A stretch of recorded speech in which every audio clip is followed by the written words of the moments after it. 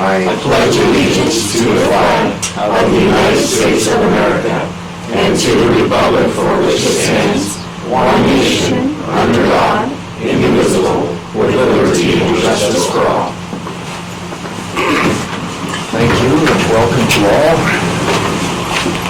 The first order of business is the agenda. Commissioners, have you had a chance to look at the agenda? And if so, what's your pleasure?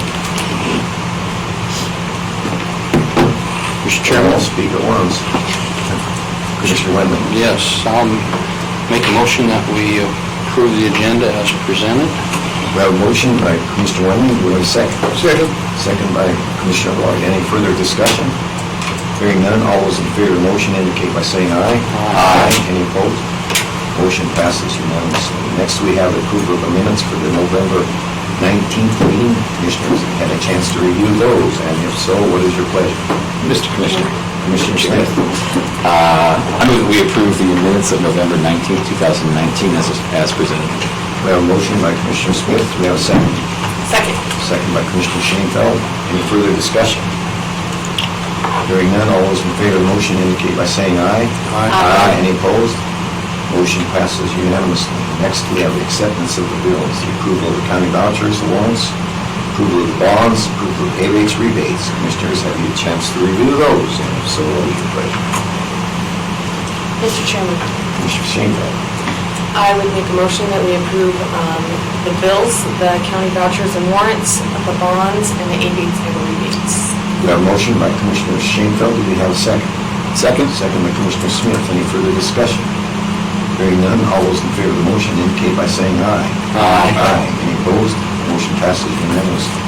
Next, we have the Commissioner reports and comments, and we have Commissioner Smith first. All right. Thank you. Happy post-Thanksgiving. It's been a little quieter because of that, but had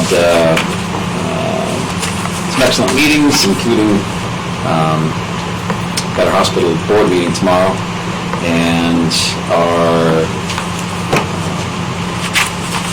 news continues to come out from the airport board about how things are progressing there with the construction of the hangar and the design there, as well as the projects which they're working on, including the new lighting and the tarmac they're working on. And also wanted to take a moment to say congratulations to Devin Brubaker, who was named one of the 40 under 40. I didn't know he was under 40 years old, but we knew. But he's a hot shot in the world of aviation, and named so by a magazine of good report. So congratulations to him for doing that. And the work that he does, we're lucky to have him here and appreciate his work. So as far as most of my meetings have been Six Penny related, which we'll be meeting on Thursday. That's been a lot of my talk. If it's okay, Mr. Chairman, I wouldn't mind asking our county clerk to explain a little bit about I've had a lot of questions about the fees which are being charged for the iDocs system, which came online maybe a little earlier than we thought it was supposed to. Would it be appropriate for her to have a moment or two to address that? She should have welcome to do that if she's prepared to do that. Let's get her. Sort of. All right, so you guys so graciously gave the funds to have the documents scanned from the Land Records Department, and it will eventually, as we go along, be indexed, and all documents from 1892 will be online in order for people to search and do their recordings and print their documents from their places of business, no matter where they're at. At this point in time, we had to upgrade our iDoc market to get all that ready to go. Excuse me. We did have plans to do a press release and do some pre-planning on this, and we found out during one of the training meetings that it had already started, and we didn't know that. So I've been kind of backtracking a little, trying to make people aware, do things that we can to help them out with that.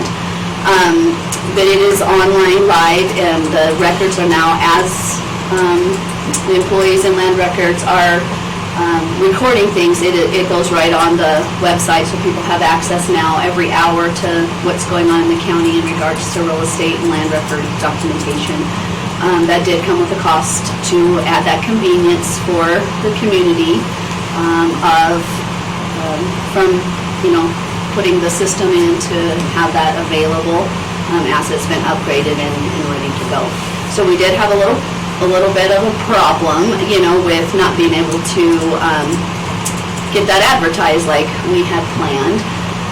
And so we've been calling people, sent out letters explaining the things that are going on. The community does have the ability to still come down here and look. You can go online and search. The only time you have to pay a fee is if you're going online to get the actual documents. You can search different residences and see who sold what date, things like that, for still no charge. It's only when you're actually going in to print off the documents to that you have to either pay a day fee. I added a week fee in there. I did a survey of the other counties in Wyoming and kind of made it so it was a little more, in my opinion, like user-friendly, not having to pay per copy and all those different things. So that's what happened, and that's where we're at with that, and we are trying to do what we can to explain what happened. It's been a little bit crazy for the last couple of weeks trying to make all that work. We weren't quite ready. We thought it was going to be January 1st, and it wasn't. It was November 5th, so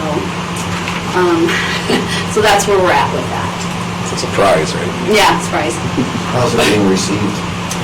For the most part, it's doing good. It was a little shock for people, and I don't blame them. I mean, that was the thing, I was calling people, because I don't blame them. They went on to do, their research, and all of a sudden they were blocked, and like I said, that wasn't supposed to be what happened. But it's where I'm at, and that's where I'm trying to go from there. We've had a few companies, but when we went out to train on it and find out, we had already had 3 companies that purchased the year thing. We've gotten the money for because I have to pay a fee now every month to have that taken care of by the company, by Tyler Technologies. So we pay a fee every month to have this convenience of the online documents. So that's going well.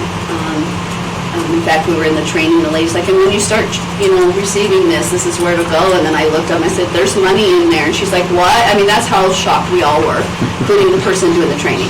So it had gone live, and then we had to hurry up and update all the documents because it hadn't been updating onto the old system. So we've been dealing with that for a little bit. But so far, so good. We've had, a few people, and once we explain, you can go in and search, you don't have to pay to search, then it's kind of settled down a little. That's question. Yeah, Mr. Chairman, Ms. Lane, they only pay a fee if they print and they do it online, but do they pay a fee when they come here to the courthouse and have to? No, you can come in, and that's why on the letters we're like, you're still welcome to come in here. Some people in Green River, they just come over and get their stuff. They don't have to drive very far.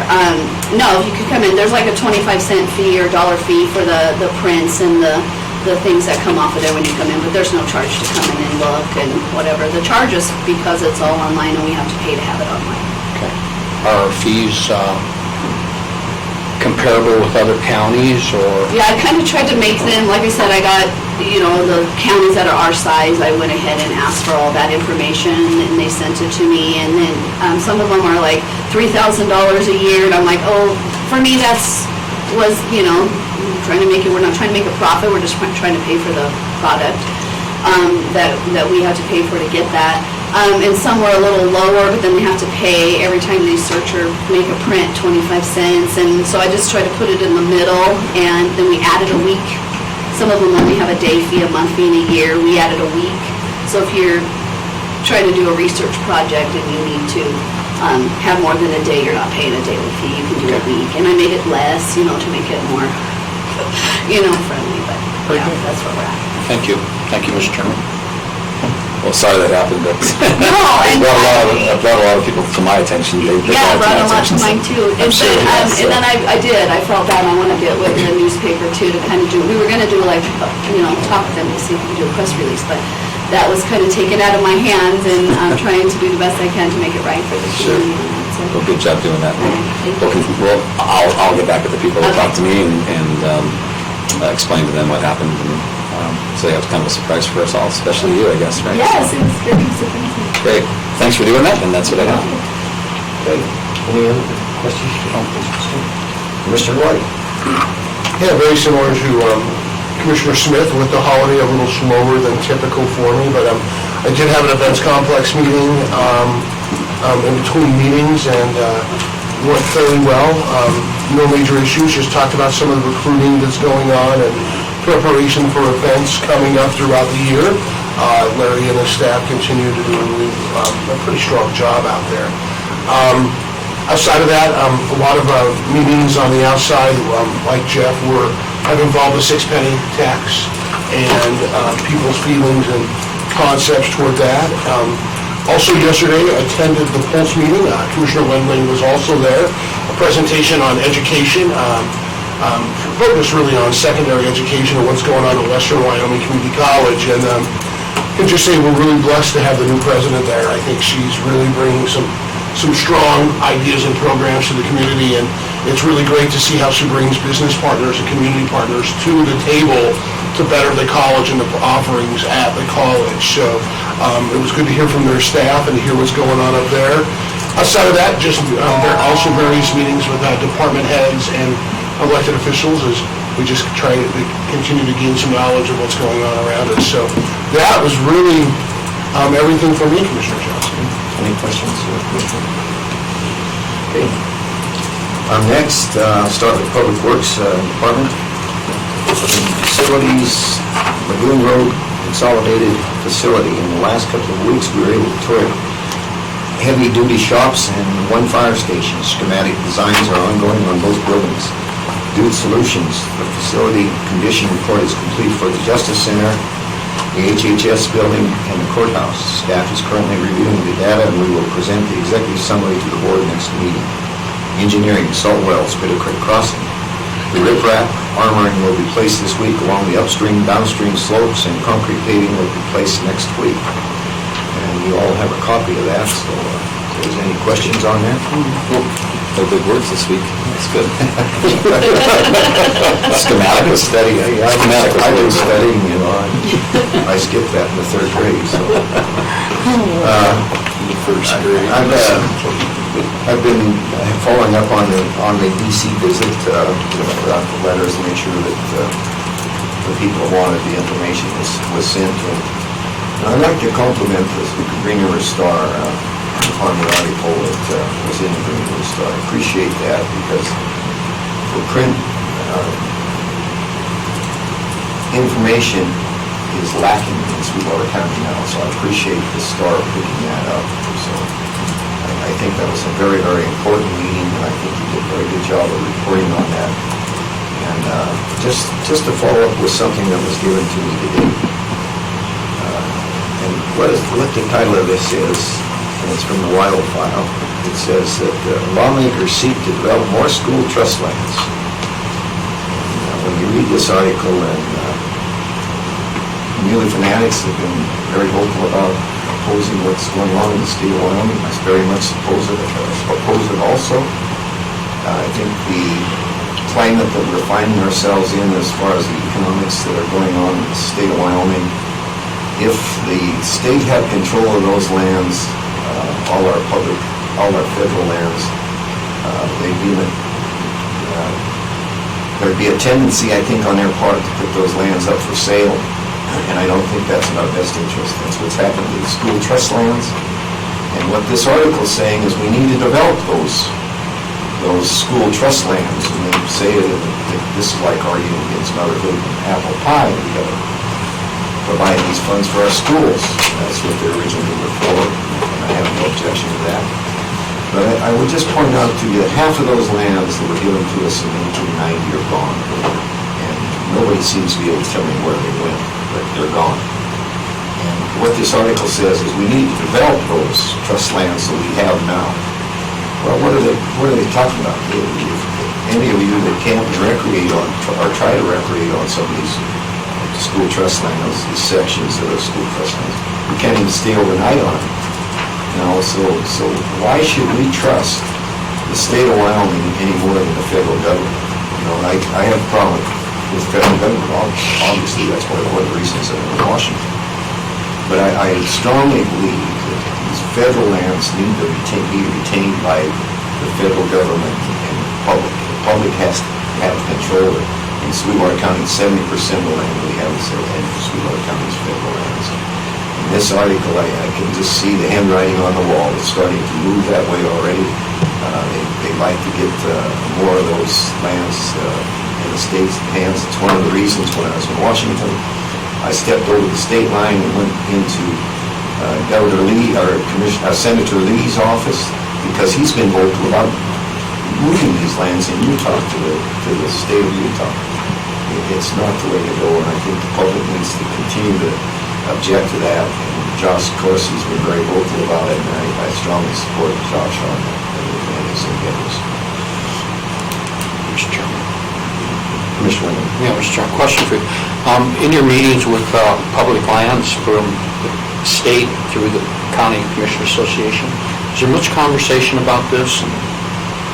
Well, as you know what the makeup of Wyoming County Commissioners Association is, and who controls politics in the state of Wyoming, obviously there's a strong movement to support those lands being moved to the state of Wyoming. And what they're saying is that if the state retained all of the income that comes from oil and gas, et cetera, the state would be in great shape. Well, yeah, it sounds good, but yeah, I think there's a portion of the, and I think it possibly is in the majority of Wyoming County Commissioners Association would support that kind of movement. That's why we need to, if we're going to be a member of that association, we need to be very vocal about it. Well, and I agree exactly with everything you've said. And then that brings to mind that the next question, would it behoove us to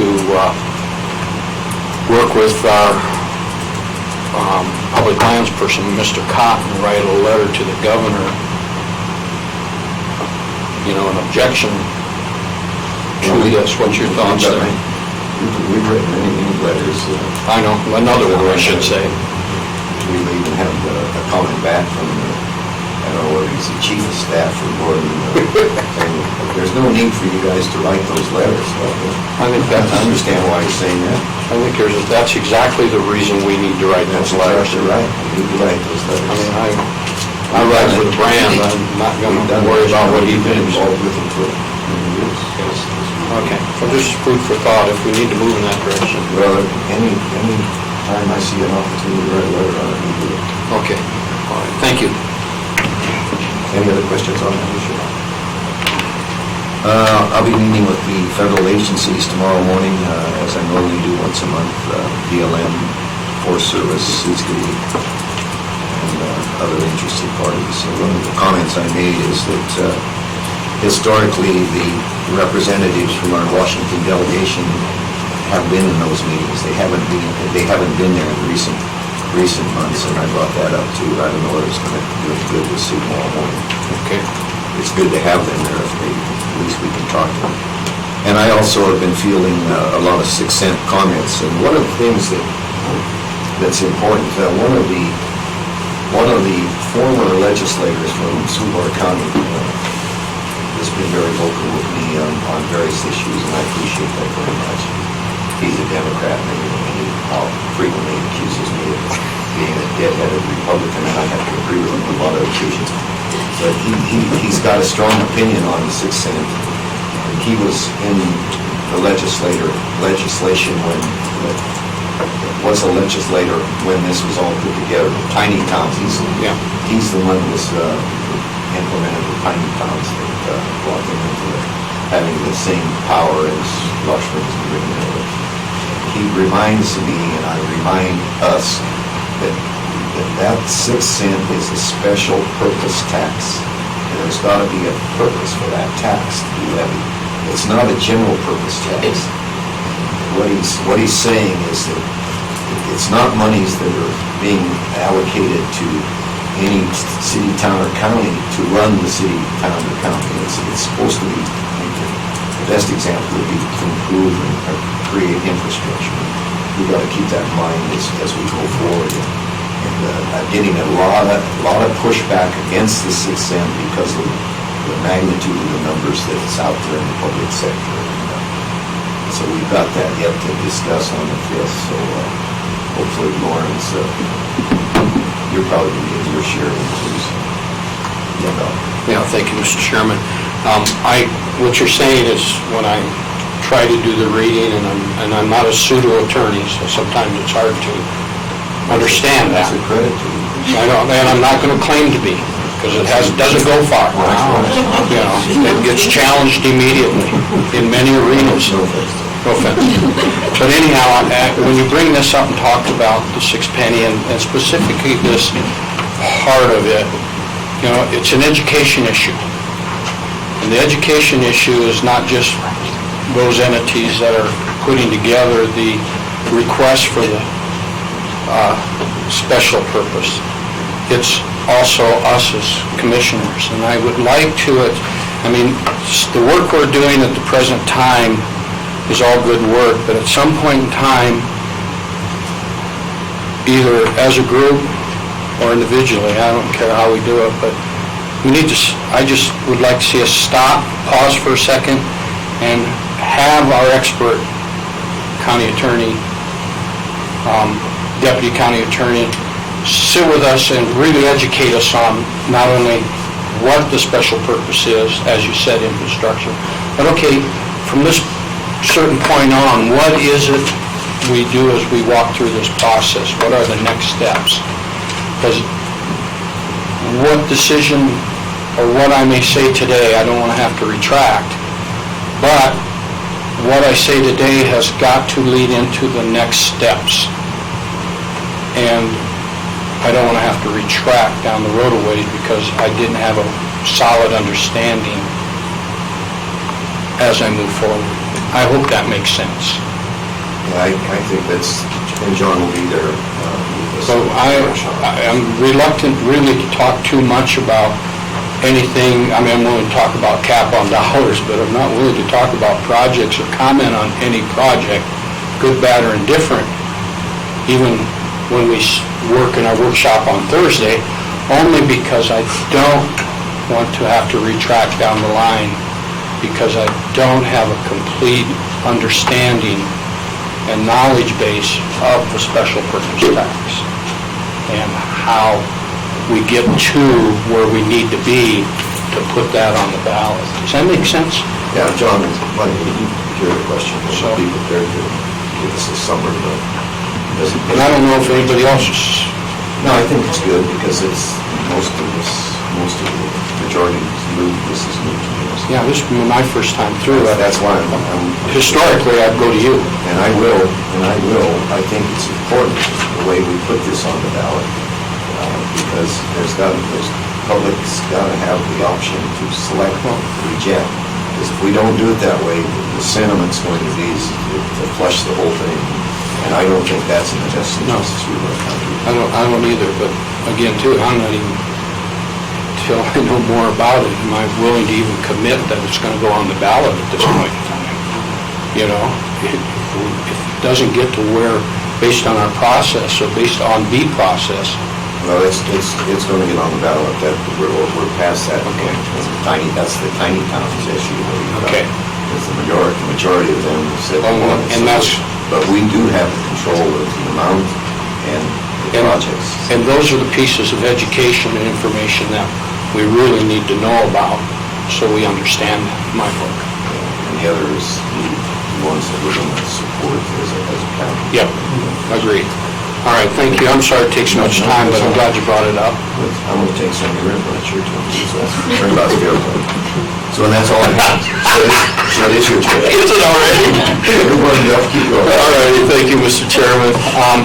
First of all, also, I'd like to say happy belated Thanksgiving to everybody, that type of thing.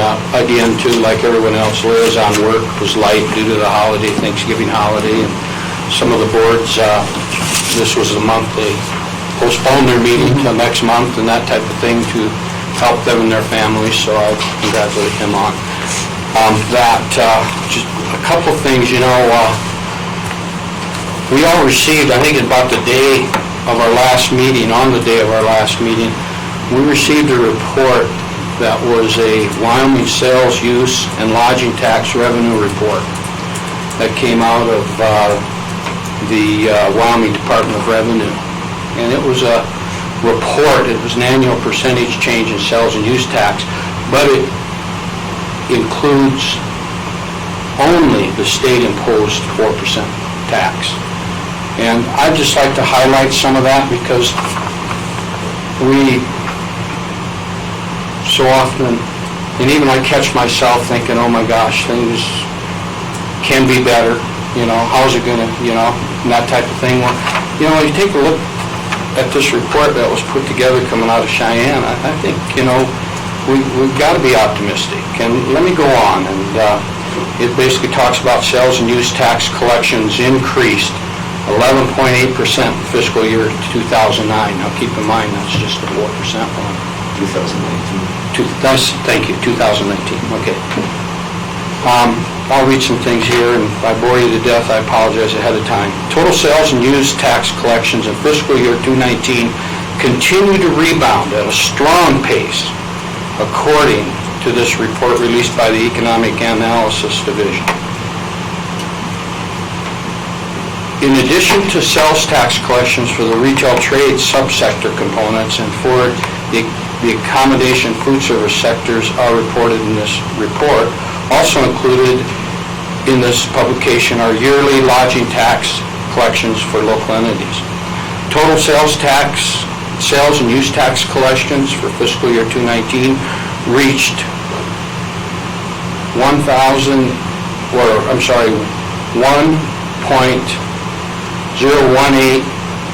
million, which is an increase of 11.9 cents from the previous year. The year-over-year growth rate for the state's imposed 4% tax collection was again 11.8%, in contrast to a growth rate of 17.1% of the previous year.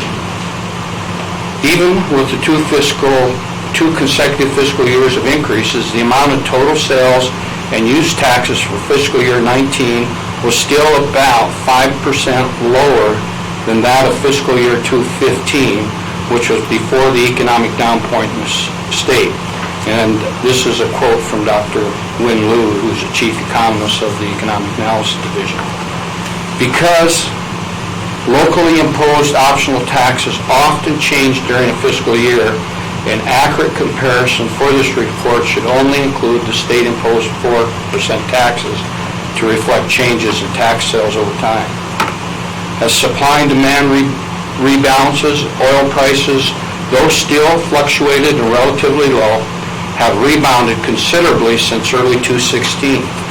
Consequently, activities in oil exploration continue to recover, particularly in eastern Wyoming, as is evidenced by the increase of active drilling rates in the state from 15 in January of 2018 to 22 in January of 2019.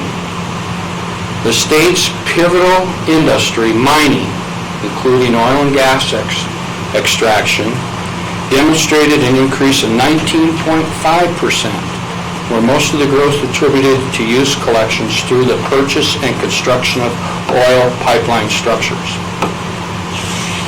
Other industries that are closely associated with the mining sector, such as manufacturing, transportation, and warehousing, and financial activities, which including the automotive, machinery, and equipment leasing and rental, experienced double-digit increases each.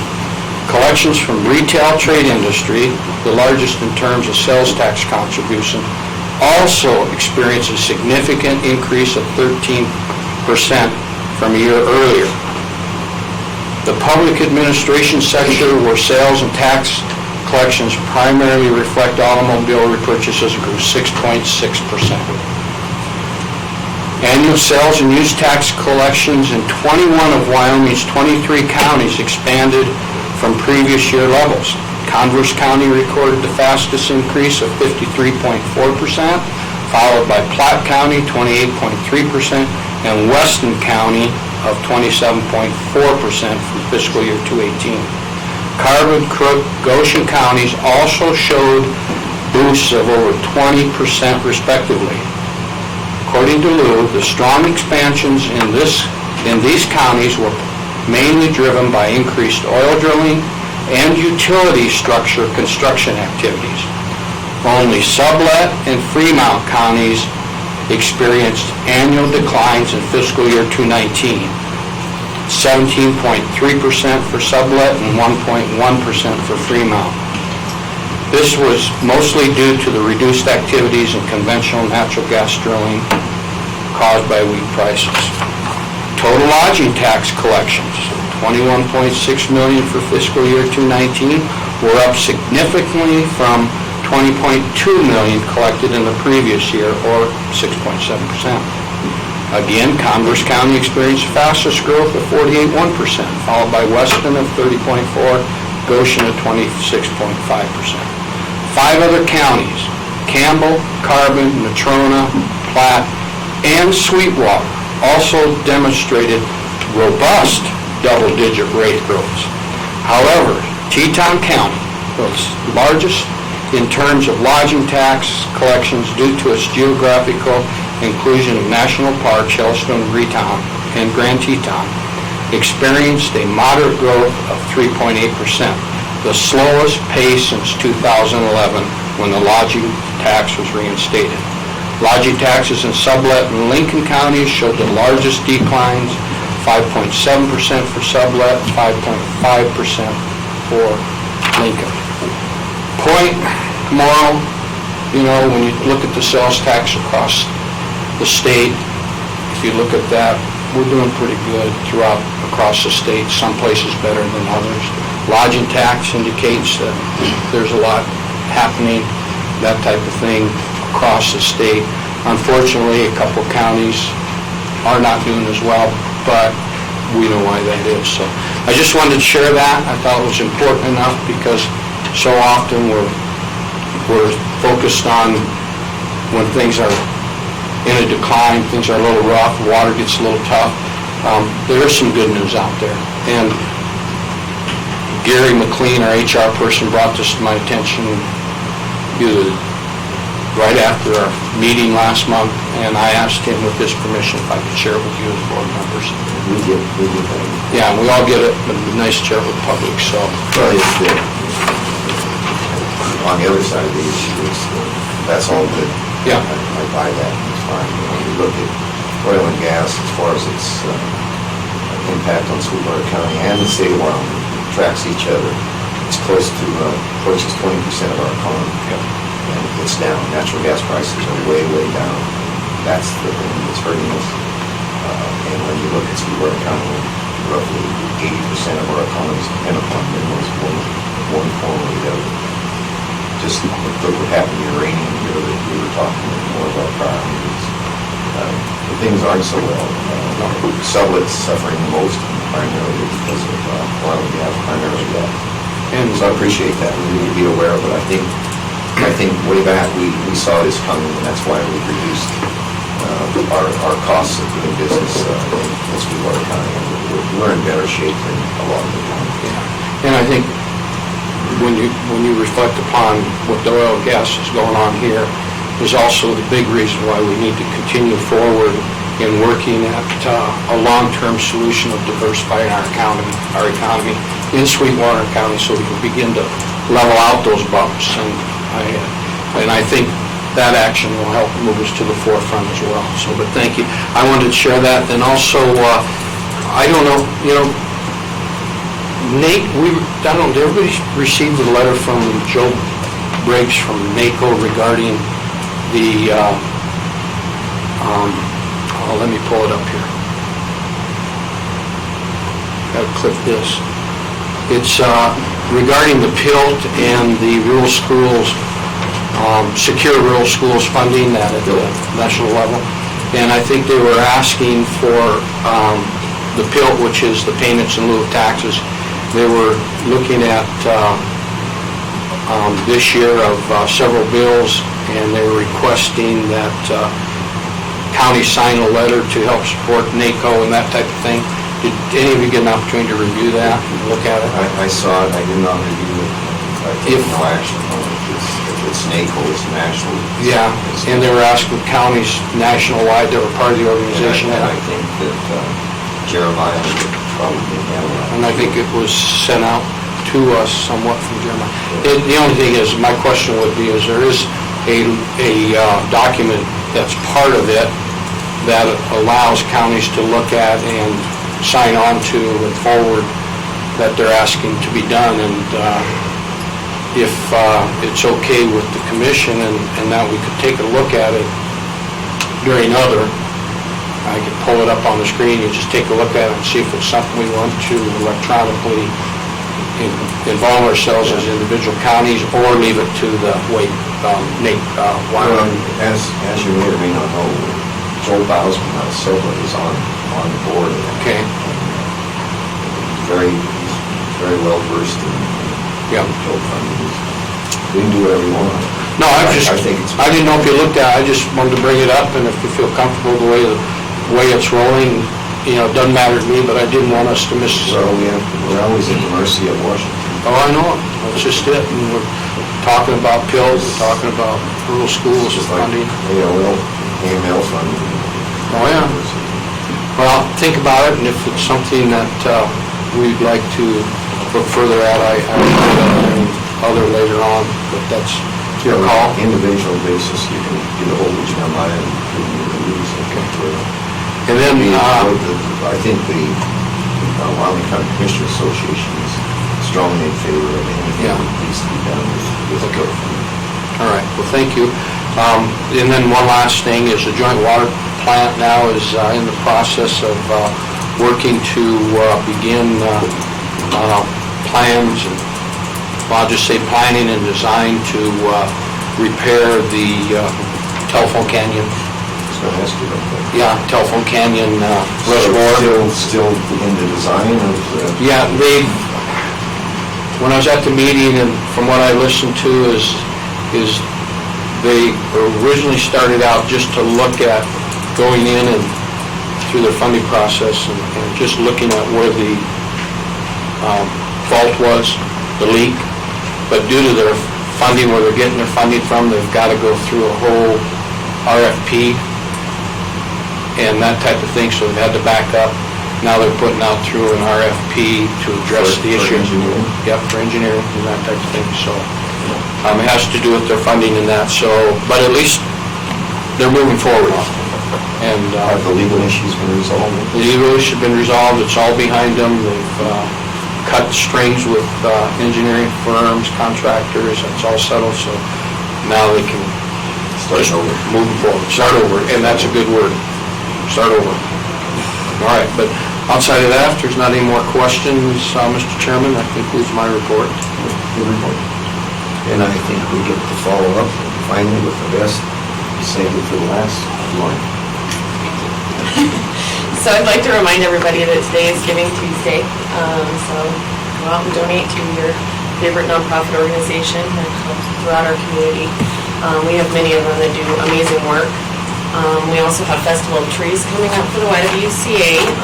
The auction for that will be on Thursday evening at Commerce Bank of Wyoming. I have a museum board meeting coming up next week, and the majority of my meetings and phone calls have been right in line with everybody else, the sixth penny. I've really been focusing on the different initiatives, how we want to put things on the ballot, what initiatives are the highest of community need, and having a lot of conversations with community members and leadership, elected officials around those issues. I'd also like to, Marty has great timing, because I would like to congratulate All West Communications. It was just announced last week that they received USDA Rural Reconnect funding through a pilot program that was announced to the federal government in 2018. This is super exciting, a great development of infrastructure for Sweetwater County.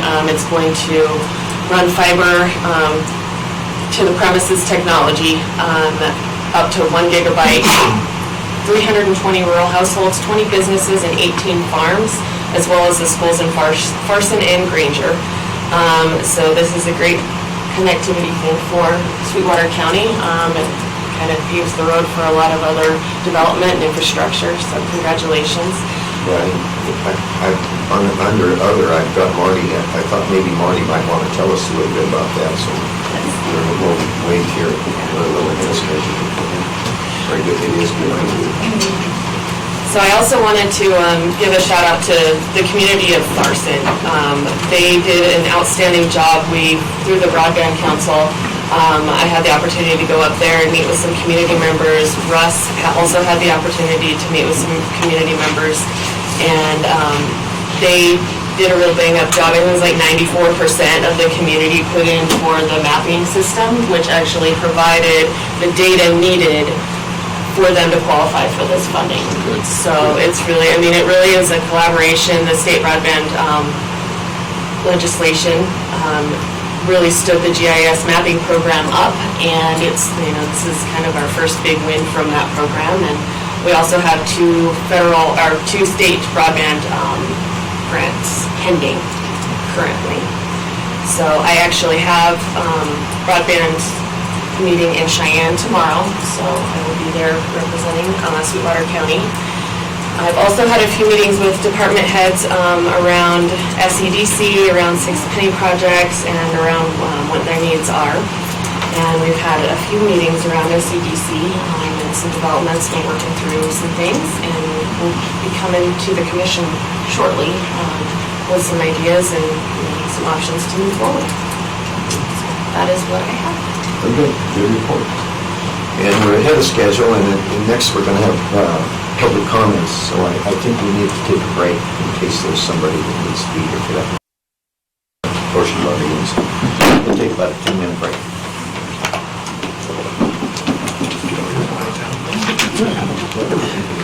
Yes.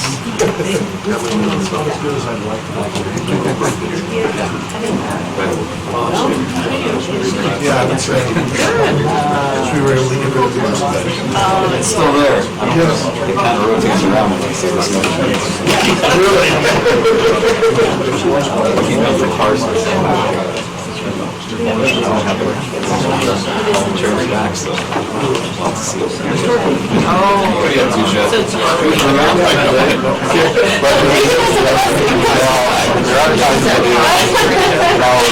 Some of these reports come out and have.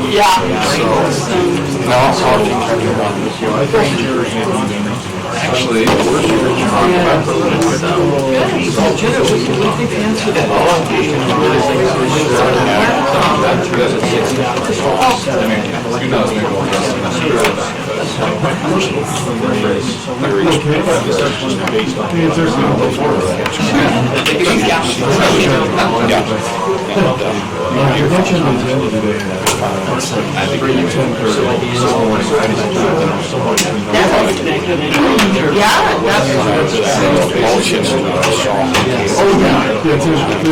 Congratulations on that, especially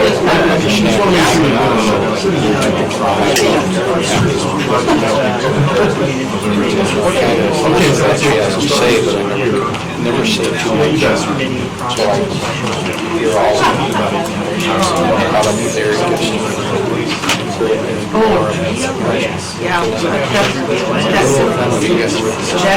I wasn't able to. I talked to all of them. Good morning, how are you? Really good to see you. Sounds like it. I know, it's gotta be good. Oh, you know what, I attended the roving of the judge. Yes.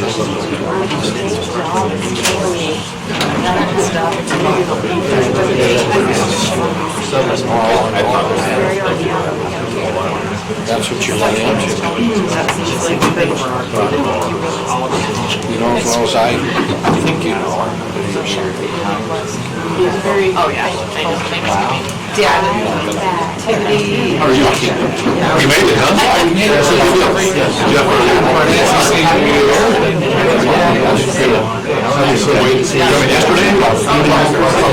Oh, really? It was interesting. It was fun because we were driving the 90s.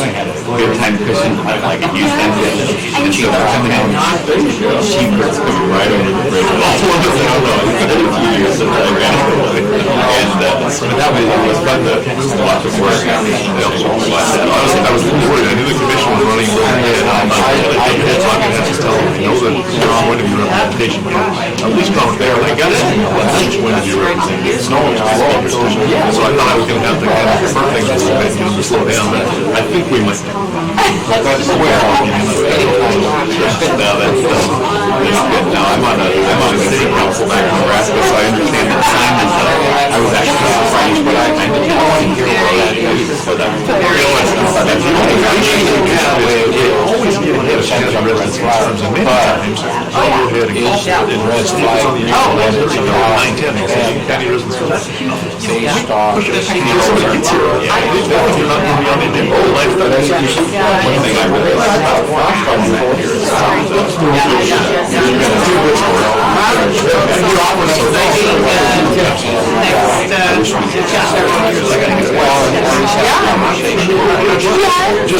one thing that I always try to so that everybody wants to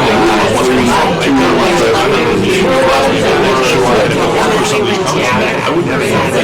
So it really helps us.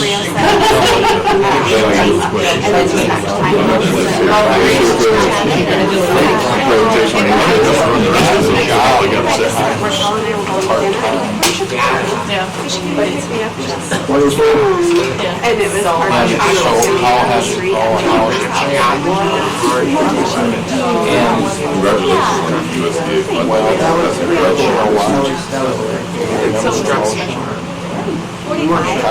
What'd you call that? I don't know Is there any other listening? Oh, yeah. And that's also part of it, where anybody can go and talk? There are other, anybody can go talk to them and say, hey, what happened? But I think on the flip side, people expect it here. I didn't know, my hope was that he would have gone. Ultimately, what it does for us is it not only can help people make things out, that's really what it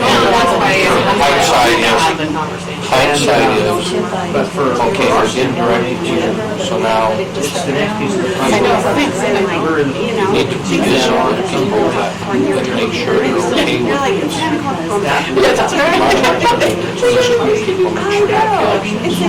so And if they think they're not, there's substantial law. And what are the comparables? Other people. for what we said, we're actually testing, we have about 4 acres of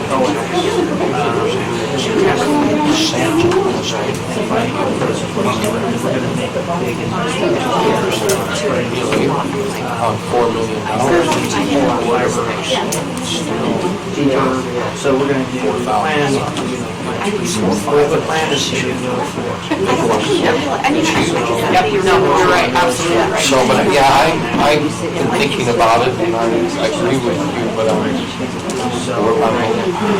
a long time ago, but I to say that you gotta tell somebody, in Knox's you know that as a Oh, I know. you shouldn't have to be told that if you're really a good agent. Some people think they're more than that.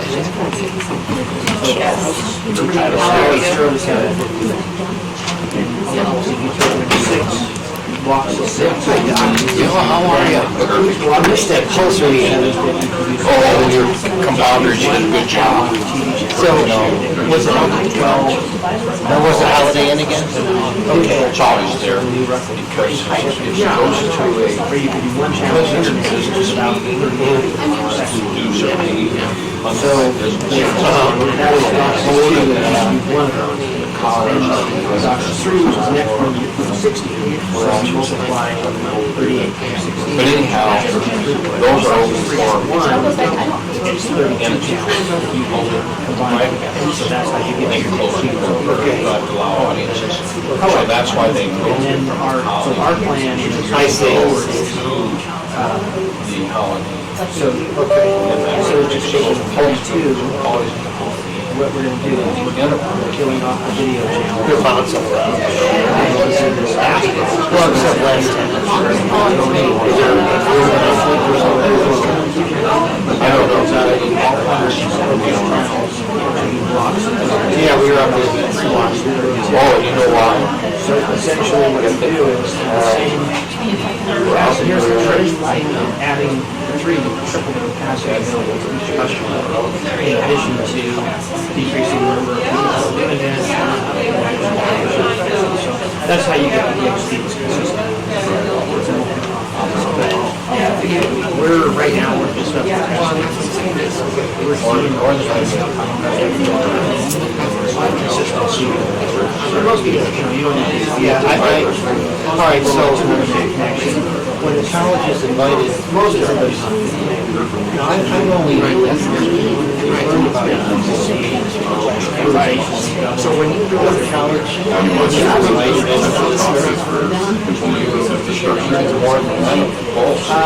it'll be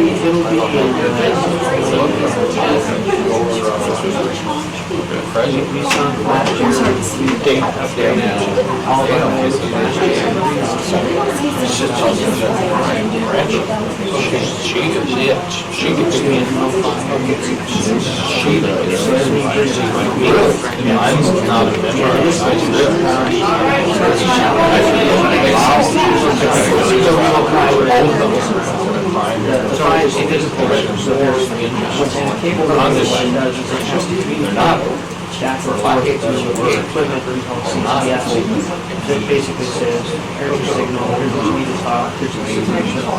And so then it takes a piece of data. So Doug the Dale, So the team is the board, he asked me to go, but towards the house, and that takes 80%.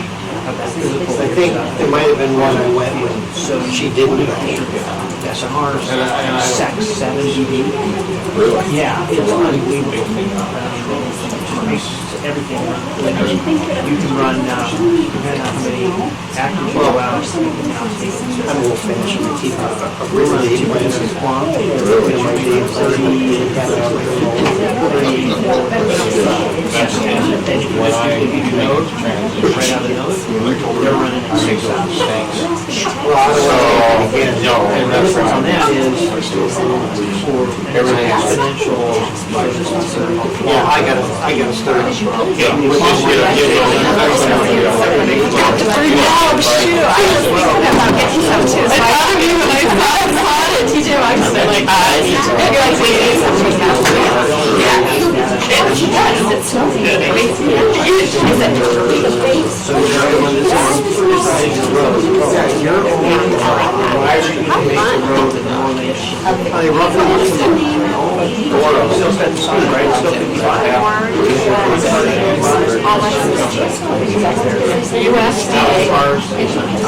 Reconnect America funding.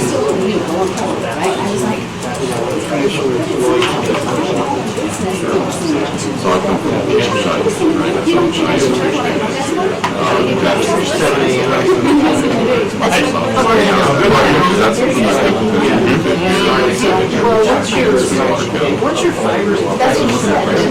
Everybody's looking at I'm just like, no, this isn't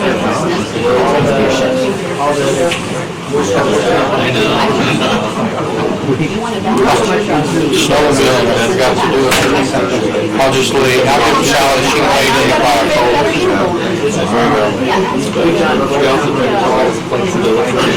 We sold our snowmobile. Right after. You know, the other thing I forgot to mention, that is Roby, the better Roberts. That Thursday, I did go, I mean, I canceled Carol's doctor's appointment that morning in Salt Lake. Yeah, early, just keep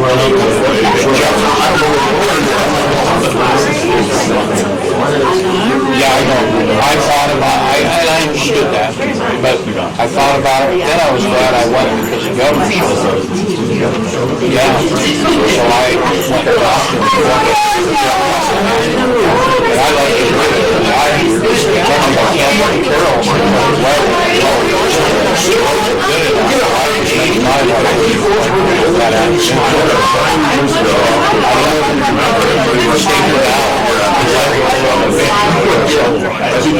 Maybe it's best I forgot. Maybe it's best I forgot.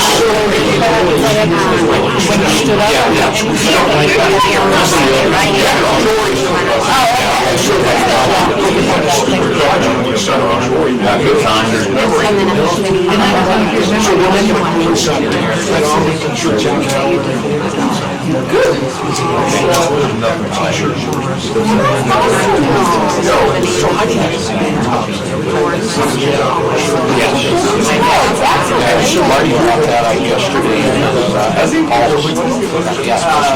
am just not crafty that way. I could make you a wedding cake, life stories told, but they're not sold for nothing.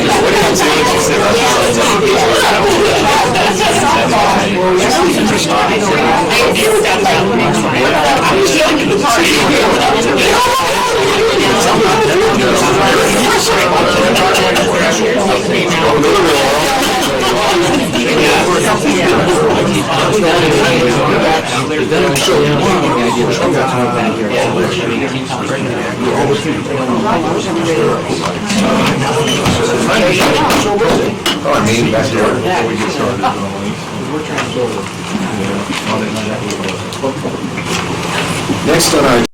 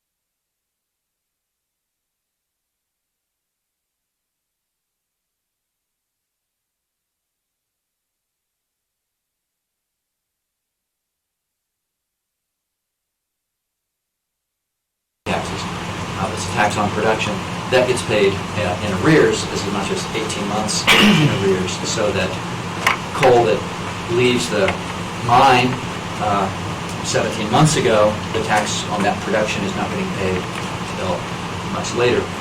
The result of that was in the Black Jewel circumstance was that the state took is likely to take a hit in the tens of millions of dollars, in Campbell County in particular as well. In this part of the state, more likely, you'd have that issue if you had a natural gas producer. That'd be more likely for us. So, one of the proposals that'll be on the table next Monday, and I appreciate your input, your thoughts on it, because it's tricky. One of the proposals is to take essentially the ad valorem tax on production, and instead of making it paid in arrears, November 10th and May 10th of the following year, to make it also paid monthly like severance tax. In principle, that's fine, but what you risk doing is creating this period of not double taxation, but additional taxation for a transition period. And one of the goals is to not push companies into bankruptcy, right? So, if you're paying coal's paying 7% ad valorem tax, roughly 6.5% depending upon the mill levy, and it's taxed on 100% of the value of production, of course. If suddenly you had to pay double for a period of time, that could really push you over the edge. If this change is made from the current system to a monthly ad valorem payment, that would apply not just to coal companies, it would apply to oil and natural gas as well. So that's kind of the big issue coming up on Monday. And frankly, I'm kind of of two minds about it, because up in Campbell County, they're really taking a hit from the Black Jewel bankruptcy. On the other hand, we don't want to strangle the golden goose either. So that's coming up. On the legislation, I think I've talked with some of you about in the past. I had an individual bill with respect to solar farm regulation right now, state law. Essentially, doesn't give you, the county commissioners, any authority to deny a permit for a solar farm unless it adversely affects public health or safety. And I think that you should have a little more influence in that. My individual bill has now been taken over by the Corporations Committee, which gives it a better chance of passage. That's a good thing. But at their last meeting, they stripped out the county commission piece of it, and what's left of the bill right now, is my understanding, is just to give jurisdiction to the Industrial Siting Council for larger solar farms. So that's the status of The that. solar and wind is about. Right now, wind is already regulated by the Siting Council if they're up to 30, for any project development that has more than 30 wind turbines. And because at the time that was, so Siting Council, the Industrial Siting Council already has jurisdiction over that, and clearly by separate statute, county commissioners have authority to regulate wind farms, as you have here, whereas you don't have that same authority for solar farms. And because solar farms represent a real, real challenge, I think, both for our trona industry and also when you think of wildlife, because a solar farm takes multiple use and makes it sole use. So just wanted to show up and also ask if you have any thoughts for me. Yeah, sure you do, Clark. I'll try not to be as hostile to you as last time. But the issue of the taxation on coal, that's one thing. But the issue that's bigger than that is what is a taxation on something that doesn't exist when those coal mines are shut down. And I'm only interested in, at this point in time, the ones that we're operating in Sweetwater County. Because if Rocky Mountain Power gets to go forward with what they're proposing, to shut down the Bridger power plant and the Naughton power plant, and decommission portion of it, that's not in our best interest. They can spin that any way they want. It is in the best interest of California, Washington, and Oregon, but it's sure as hell not the best interest of Sweetwater County or the state of Wyoming. What I would propose, and I took this to Washington this month, is that before they be allowed to dismantle, for example, they're talking about just dismantling half of the Jim Bridger power plant. Once that half of that is gone, and you can bet once they shut it down, it will be dismantled, because it's not in their best interest, in my opinion, Rocky Mountain Powers, for that to be available at some future date, so they'll dismantle it. Then you've only got a half of the plant that's operable. What should happen first, and I said this to our senators and Representative Cheney, is that they should be put up for sale before they do any decommissioning. Because I think that if it's not in the best interest of the state of Wyoming, we shouldn't go forward and give them any support with whatever they want to do. And it's got to be in our interest before we go along with it.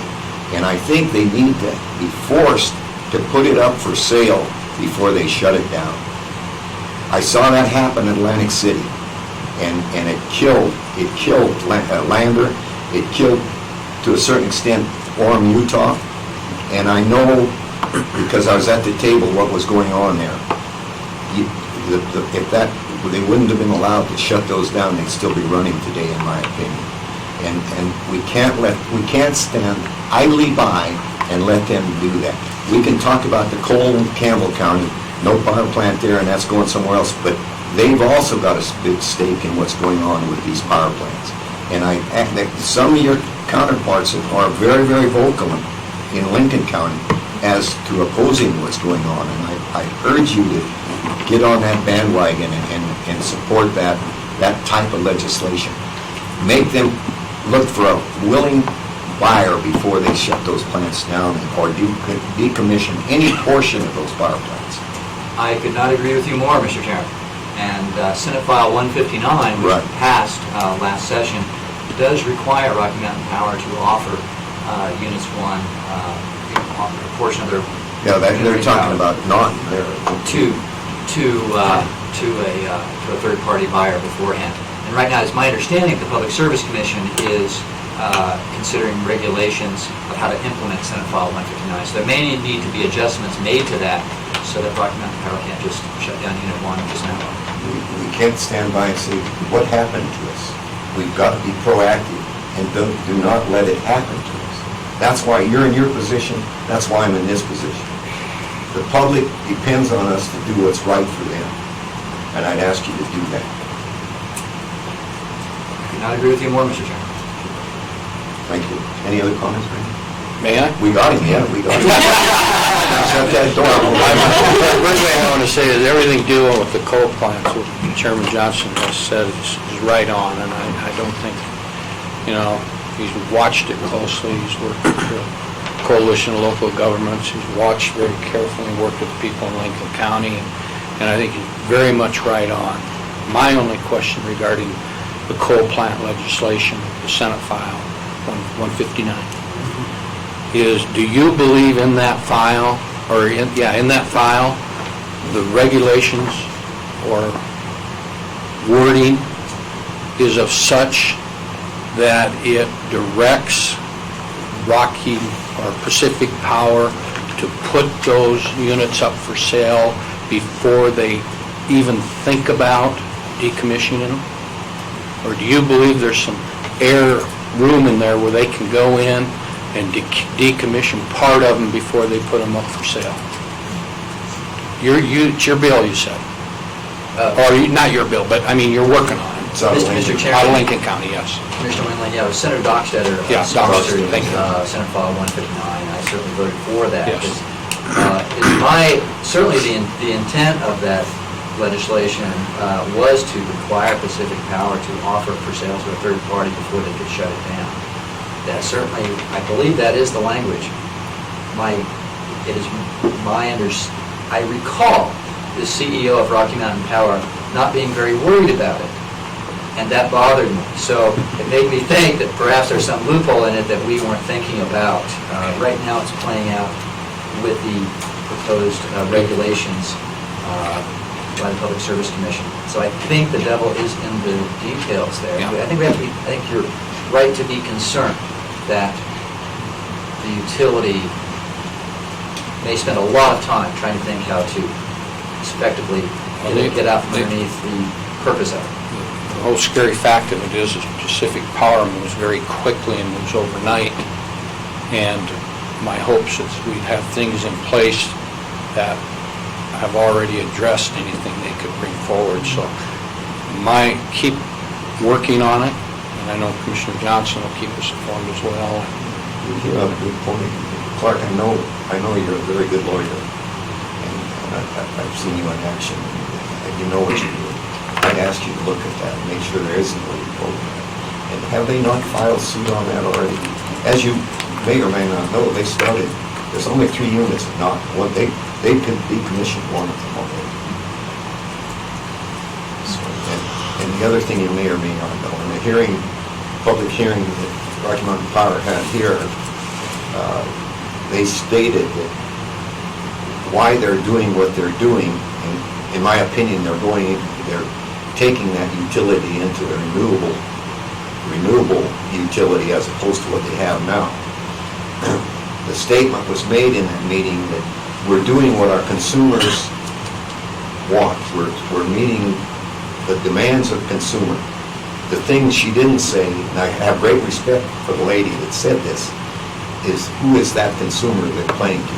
It's California, Washington, and Oregon. They're not playing to the people in the state of Wyoming at all.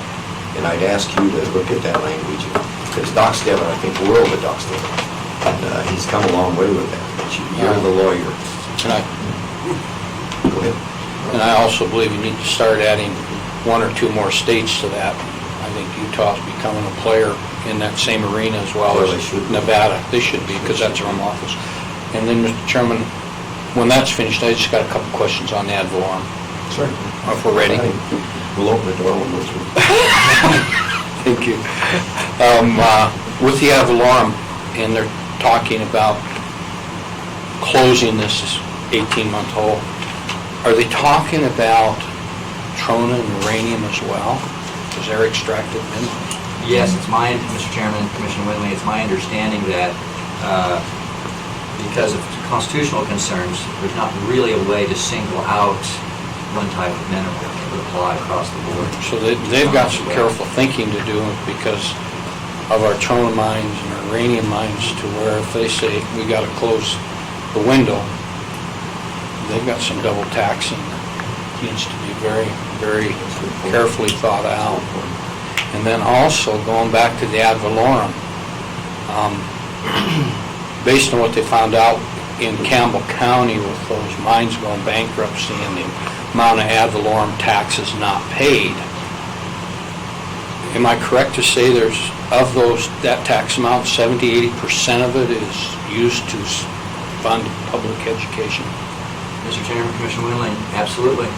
And so just that piece alone, and you just look at Jewel, but I also know, because we received an email that out of the Wyoming County Commissioners Association, Jeremiah Riemann, our executive director, is going to release a report dealing with the past 8 to 10 years of ad valorem taxes lost and how it has accumulated to the millions of dollars, and keeping in mind that 70-80% lost money to schools because these companies up and disappear.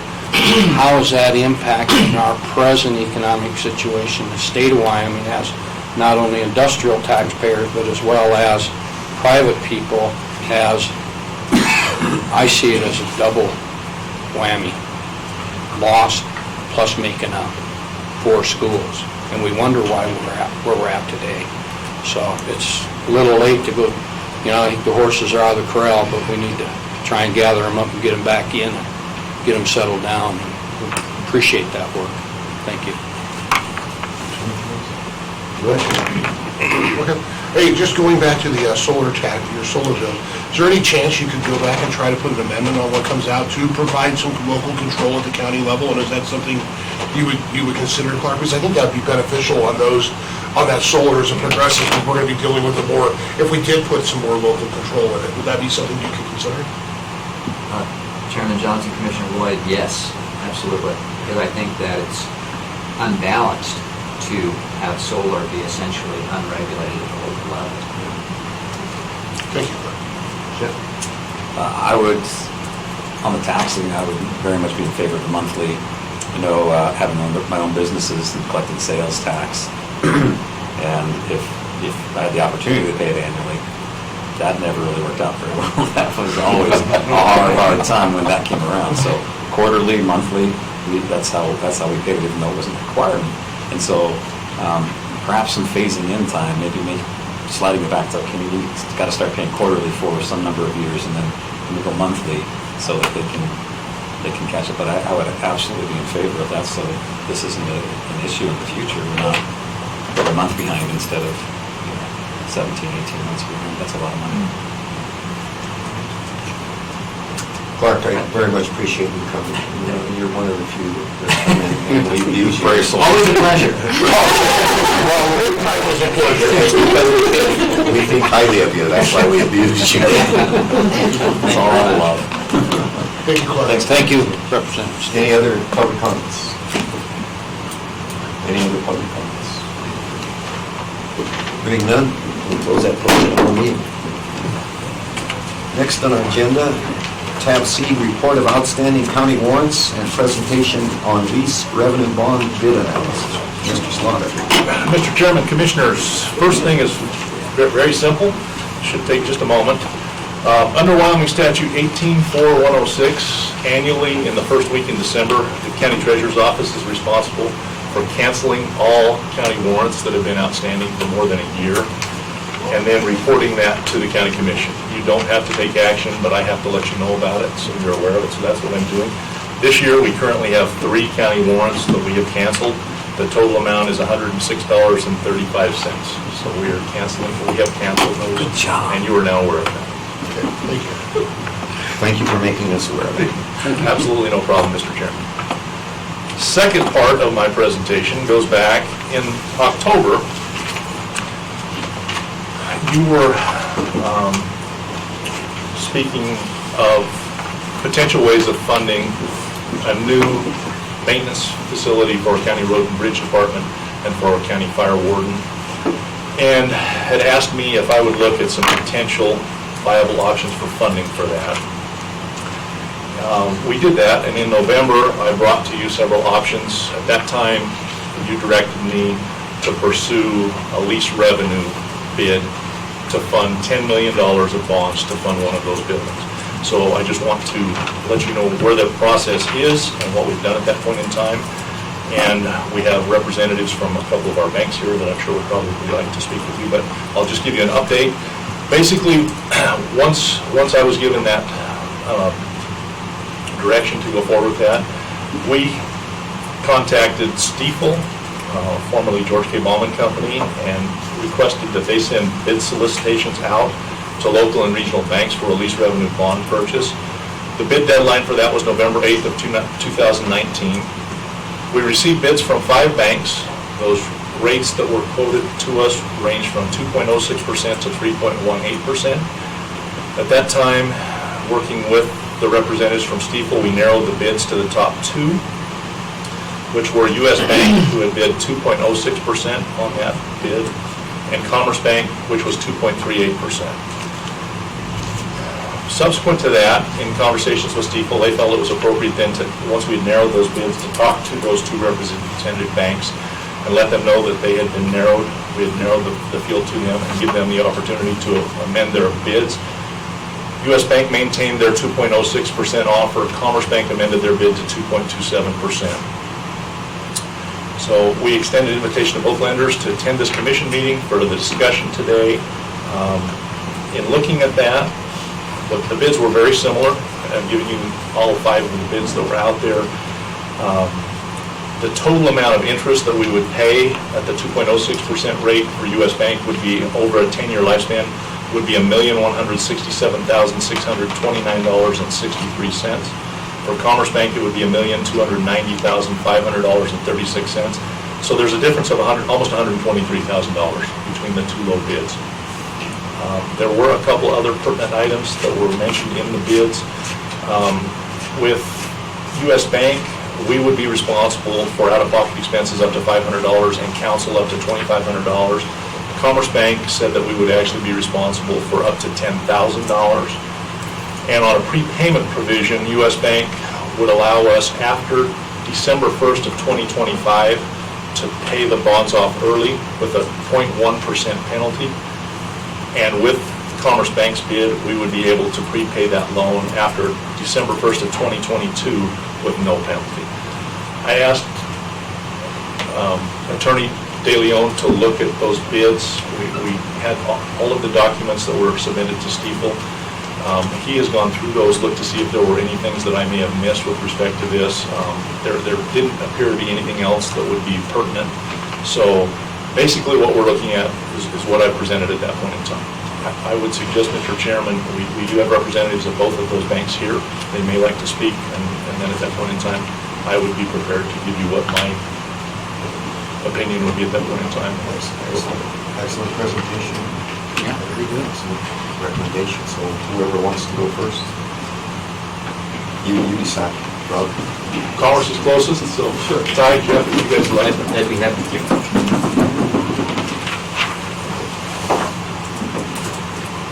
Good morning, I'm Ty Lucas, I'm the Chief Lending Officer for Commerce Bank of Wyoming and for Nebraska Land National Bank. Just a little about our company, we have 3 locations, North Platte, Nebraska, Kearney, Nebraska, and Rock Springs, Wyoming. North Platte was our original, Rock Springs was our second, and Kearney was our third. We very much appreciated the opportunity to provide a proposal. I would tell you that sometimes municipalities overlook their local banks with heavy local presence when they do these types of things. And so we're very appreciative that the county and the treasurer took the time to give us this opportunity.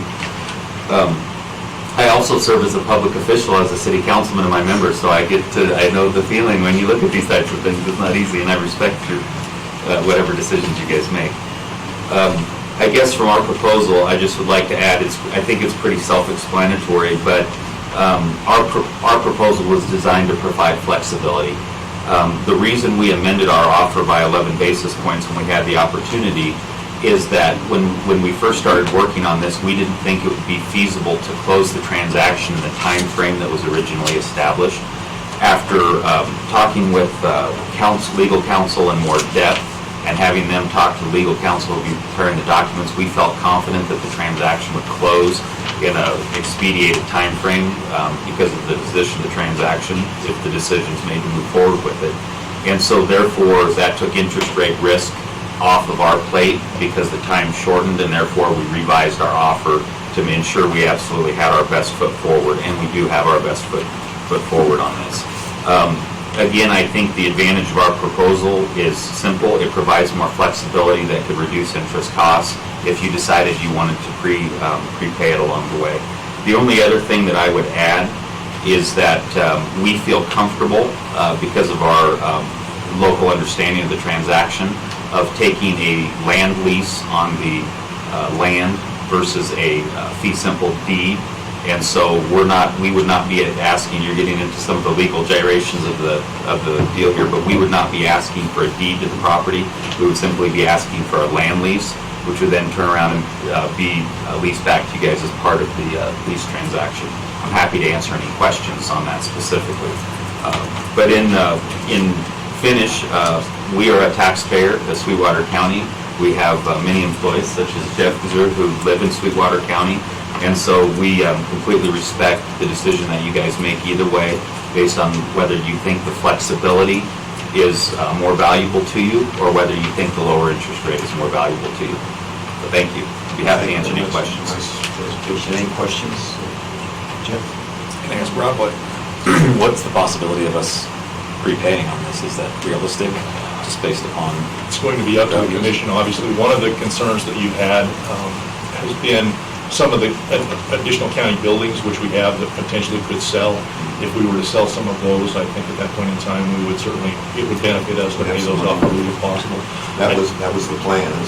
I don't think we would be looking at anything in the near future, so I think this time frame, 2022, 2025, I think both of those are, I would say, looking at the current economic environment and what properties are valued in Sweetwater County right now, I don't see anything going forward immediately, so I don't see that as being a tremendous factor. Is there a chance our revenue increases? Well, as we've talked. Chance. As we've talked, and as I let you know in April, my belief has not changed. I just have better information now than I had then with respect to what our valuation is going to be. I think we're going to see roughly $100 million decrease in valuation next year. I don't see anything that changes for the following year at this point in time. We've got data, very good data on that at this point. So I don't see anything there. Now, we certainly have reserves that the commission could choose to pay some of that off if they chose to at that point in time. That's totally up to you if you were to choose to do that. Excuse me.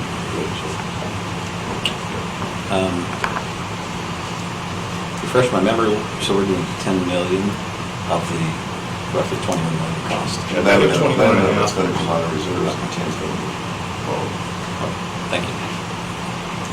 and one of the reasons for that is the Rob's recommendation. So that's why we're doing what we're doing. Any other questions? Thank you Very good, very good. Thank you. U.S. Bank, I'm not sure who would like to speak. We've got lots of people representing them also, so. We're also anxious.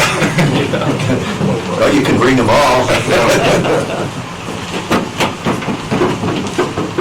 I think We would, it might be easier to go that way, I don't know.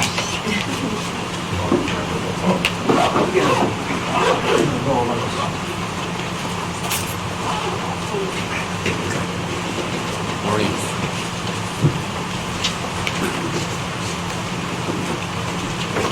All we need is, before you start, introduce yourselves and your titles. Sure. I'm Mark Parsons. I'm the commercial banking team lead for the state of Wyoming. Angela Shetron, I'm the branch manager of U.S. Bank and the assistant vice president for U.S. Bank. I oversee Rock Springs, Green River, Evanston, and Park City branches of U.S. Bank. I'm Beth Whitman, I'm the branch manager in Rock Springs. Welcome, and we're very pleased that you are willing to come to beautiful downtown Green River to talk to us. Absolutely. Well, what we presented was basically exactly what Treasurer, the rate that we presented of 2.06%, by far the best offer that I think you were presented. Kind of just want to keep it at that. The flexibility piece of the prepayment penalty, I know after 5 years, that gives you that ability to do that. So I guess it is coming down to flexibility or rate and saving on the interest rate. So The thing that was brought up by your prior presentation is what security are you going to ask for? that one I would have to actually defer to our public sector financing folks. So they'll actually say that. But from what I understand is that there won't be any sort of, I will have to defer. I will defer to that, so. I have no questions. Well, I'm really, Well, we very much appreciate both entities being willing to provide the financing that we're asking for, so we appreciate that very much. Do you have any questions of us? I think it was brought to the attention that market presence, we do have 2 locations here in Sweetwater County. We have 1 location in Rock Springs, we have 1 here in Green River, we have local management. So we do have a market presence here, and we just want to make sure that you guys do realize that we do have that presence here in Sweetwater County. Well, as you know, it's extremely important to us, as one of the other banks that is still doing business in Sweetwater County.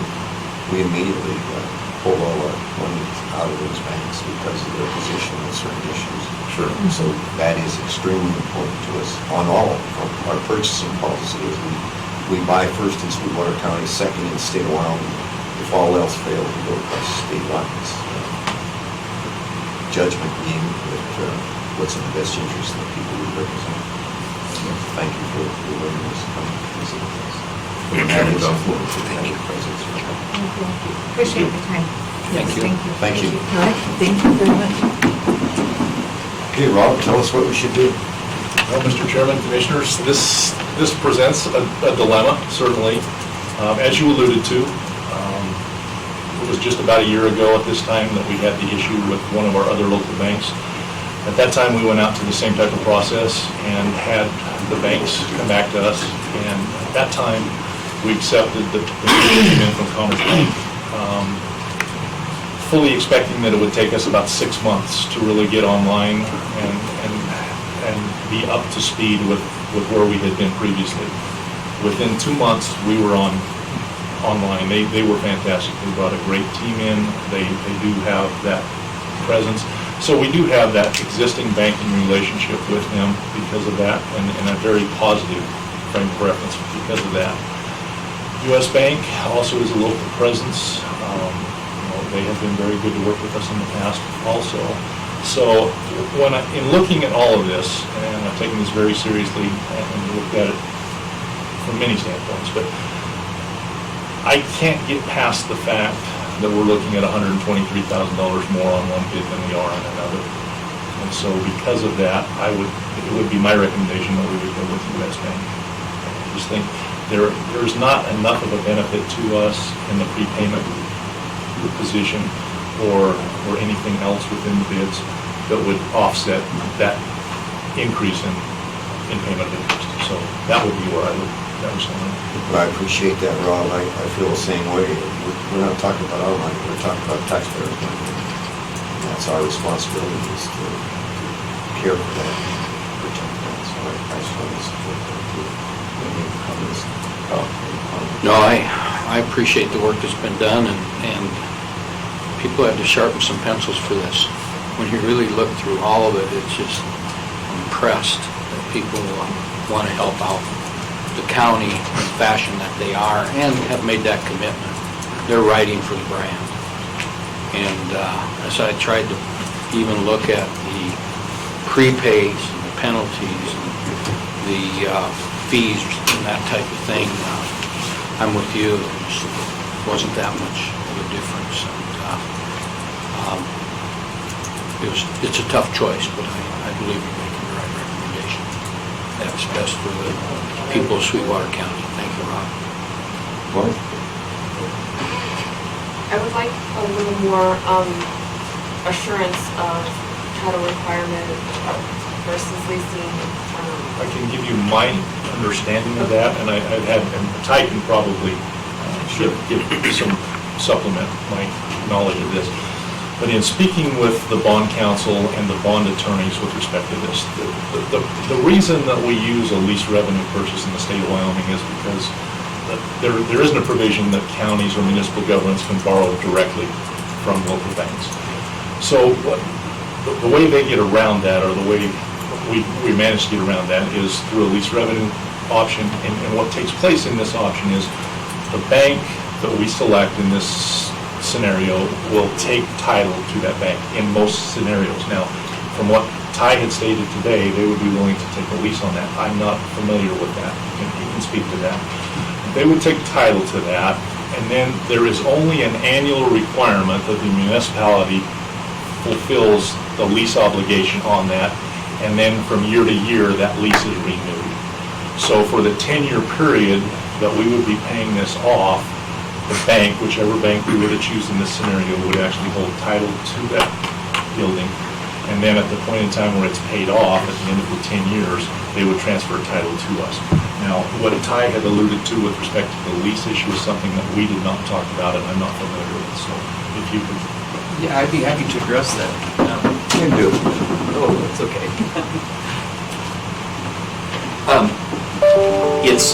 Here's my general understanding. I'm not an attorney, I'm a banker who spends a lot of time talking to attorneys, so I'll try to...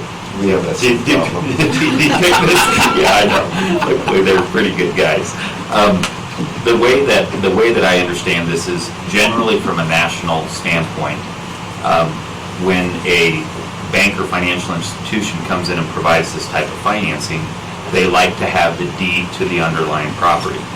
And the reason for that is that if 5 years down the road, you guys decide, well, we can't afford this facility, we're not going to appropriate the lease funds, then they would, in essence, you would vacate the facility, they would have the facility, and they would need to go sell it or re-rent it to recoup their investment, the return in the property, subject to the state laws in that particular area. The advantage of, from our perspective, from a local standpoint, we feel comfortable with Wyoming's laws on land leasing to to where we would not need to take the ownership of the property, we would just need to be leased property, which would then in essence turn around and be in essence subleased back to you guys with the ability to, whenever you paid off that lease with us, we would then, that would retire the land lease and that. At the end of the day, I frankly don't know that it's worth $122,000, and that differential is my opinion. I still think the flexibility of prepayment is the biggest difference in the proposal. If I was in your shoes, probably selling for the wrong court here, but if I was in your shoes, I would see that as maybe having some impact, but I anticipate the county intends to pay this lease off because you're going to have $11 million of cash invested in this facility. But there is the other issue out there we hear about is in some places there can be confusion on the taxation on the property, whether it's in a leased land situation from a county or a deeded land situation. I don't have a legal opinion for you on whether the facility would have a different tax treatment by a traditional transfer of the deed versus a lease, but that's another issue that's out there nationally. So in our opinion, a land lease is better for a county generally than a deeded transaction. But again, if I was in your shoes, I don't know that it's $123,000 worth of value. I think the flexibility of prepayment is still the biggest item. Is there any No, that's questions? fine. Is that? Thank you very much. Okay with that? The other point I'd make is when we talk about what the future holds, if you look at what the gas was selling for a year ago, roughly at the same time, it was about $16 as opposed to what is it today, Rob? Natural gas? Yeah. Well, actually, it was, our average last year on natural gas was about $2.30, and now it's down right at $2. Yeah. Last year, this time was around 16, because it's so driven by weather, it's. Yeah, So there is, it what spikes. I'm inferring, there is a Very much this time of possibility year. that sometime in the future, that might be an issue that we would want to, could be. Certainly. Jeff? I just wonder about the prepayments again, the ability to prepay, that's kind of sticking with me. I hope that, just me personally, that's what I try to do and like to do in my dealings, and so the option to be able to do that, again, that freed up the $123,000, it's a lot of money, so that's just kind of my sticking point is that, and do you know when you'll know about the land lease and that ability? I'll have to defer to our public sector financing, is exactly the point that this gentleman made here, that, you know, it's really up in the air. I'm not an attorney, but we have a group that actually specializes in this. I remember when bond counsel reached out to us, that question was asked, and I think we did answer that, and I'm not sure if you got our answer on that one, but I felt like they thought it was they had some comfort in it. So we can reach out to Stifel and just see what our public sector financing folks did say in regards to land lease or title. Well, just as a matter of interest, you know, we built 3 facilities out there. We've got roughly $50 million invested on the same land, and it's, Sure. that land is BLM property. We cleared that, so that I'm very, very comfortable that this county will not have a problem paying this. If I did, I wouldn't do it. And if they do have a problem, I'm going to leave the county.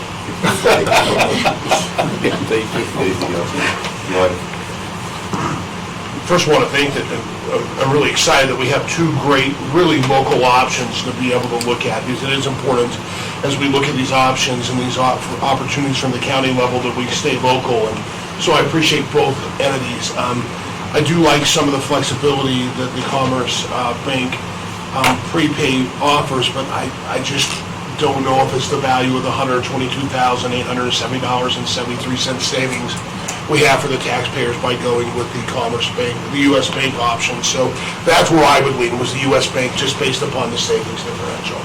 And I guess kind of tying into some of the other conversations is, you know, if we do sell some of those buildings, it does put us in a spot to maybe look at a little prepayment. But with some of the economic forecasting out there, that also shades to me to think it could be more difficult also to potentially pay some of that out too. So to me, I would lean toward the U.S. Bank option. Just for your information, one of the,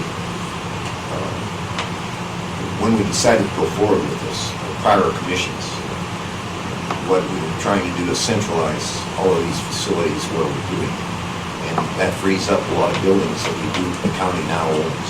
And the idea was we would then put matter of fact, those are being looked at by a realtor to tell us what those buildings were worth, what the future might hold for those. So that was the plan, is to put those funds towards these future facilities. So with that, I think we're ready to entertain a motion to approve to go forward with the U.S. Bank presentation as just said. Don't have to agree with me.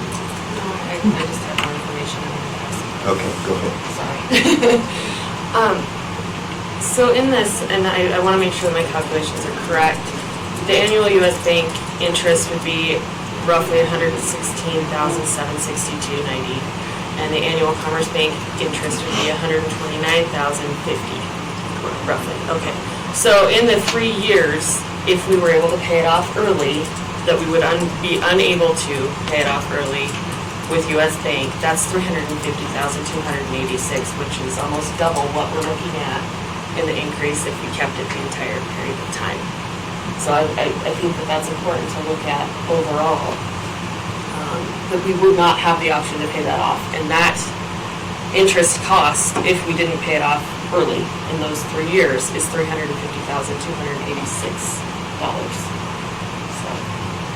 Plus, there again, the probability of having the funds to do that, my position on it originally was take it all out of reserves. So, and then there's not an issue, so it was based on your recommendation, and the feeling of this board was to go forward with it. With respect to the comments from Commissioner Smith and Commissioner Shankfeld, the other solution is to pay for it all with reserves. I still would be very much adamantly opposed to that. That's right. But it would certainly get rid of that interest component. Absolutely. Don't have a stomach for that. Well, I'm not advocating that. We listened to you, Rob. That was your position, and I still support you. You were elected by the same people we were. And, that's why we do listen to you. I know at times you don't believe that. So are you excited? Yes. Laura, will you give those numbers again? Just because I want to make sure I got what you said. Sure. So the annual U.S. Bank interest roughly $116,762.90. Annual Commerce Bank was $129.50. And so over the 3-year difference, the U.S. Bank, if we were able to pay it off in 2022, the difference in the U.S. Bank loan would be $350,286 before we could pay off. So even 1 year, even if we paid 1 year earlier, in If we're 24. going to do that, we should just go back to square one and just pay it out of reserves. So are we ready to go forward? Hearing no objection, I'd entertain a motion to go forward with the loan of $10 million as we ask the county treasurer to go forward with the following document, meaning the lease revenue bond bid analysis, and award the bid to the U.S. Bank, which would save the taxpayers approximately $123,000. I need a motion. I so moved. A motion by Commissioner Boyd, we have a second. Second. Second by Commissioner Wendling. Any further discussion? No. Yeah, very comparable to what we heard earlier on the IDOCs.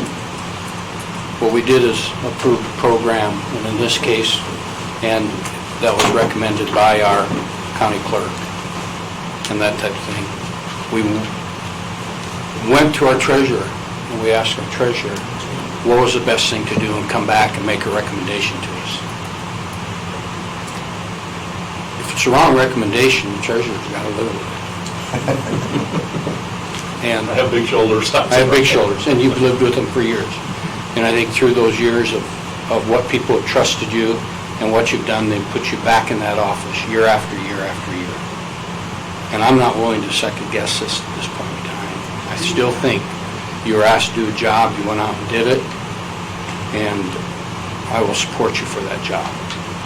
I think forecasting and looking down at where things are at, yes, as we move forward with this and whatever we approve here, and if it's a loan, I hope it's within the intent of this commission to do what's best for the citizens of Sweetwater County, and that is, as we sell these properties that we have, surplus properties, that we do get the best value out of them for the people of Sweetwater County, and then that money is used towards paying off these loans, because that was the direction I truly believe we were taking when we started this process. And I don't know if we're going to have, knowing the real estate business, with commercial property, with what's going on in our economy, and what we hold as a county on surplus property that we haven't received value for, I don't know if we're going to move them through for 4 or 5 years. Not at a reasonable price. Not at a reasonable All you have to do is ride around and look. Yeah, I agree. So I respect and I believe what Lauren is saying. It was a aha. And I'm sorry I didn't catch it. Good job. Absolutely. But I'm going to back up for a minute and say, with your good work, we still need to go back to the person who is responsible and advises us in this arena, as we did with the IDOCs coming out of the clerk's office. Now, it's messed up. This ain't right. Treasurer, still like you, but you got to live with it. So that's the only comments I have, Mr. Chairman, and I do support and will vote for the motion as presented. That was very well presented, Commissioner Lennon. I agree with that. We listened to him. He was elected to do that. I think we have a responsibility for listening to this. Any other comments? So we have a motion, we have a second. All those in favor of the motion indicate by saying aye. Aye. Any opposed? Motion passes unanimously. Move forward. Mr. Chairman, this afternoon, I will contact Stiefel. We will move forward, trying to get a closing date, because I know that you want to get this done fairly quickly, and I know that U.S. Bank will want to do that fairly quickly also. So I will keep you in the loop on that. Very good. Thank you. Thank you very much. Appreciate your work on this, Rob. Thank you. Nice job. Well said, Doc.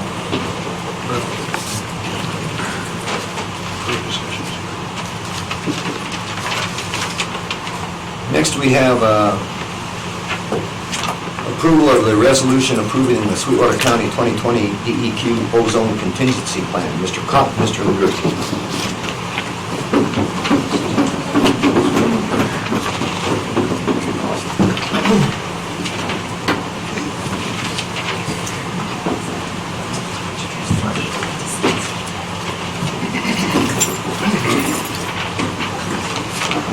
Whichever one of you wants to go first. All right. Go ahead. All right. Before you is a resolution to approve Sweetwater County's 2020 ozone contingency plan. The purpose of this is the third year in a row we have done this. The purpose of this plan is to outline our actions that the county will voluntarily take when there is a predicted ozone action day up in the upper Green River Basin, which a portion of that is in Sweetwater County. The map is in your packet. It includes most of the Eden Valley in that. So that's part of the ozone non-attainment area, which Commissioner Johnson served on a DEQ committee many years ago that established that. So this plan is what we would, outlines the actions that we would take when there is a predicted ozone contingency day.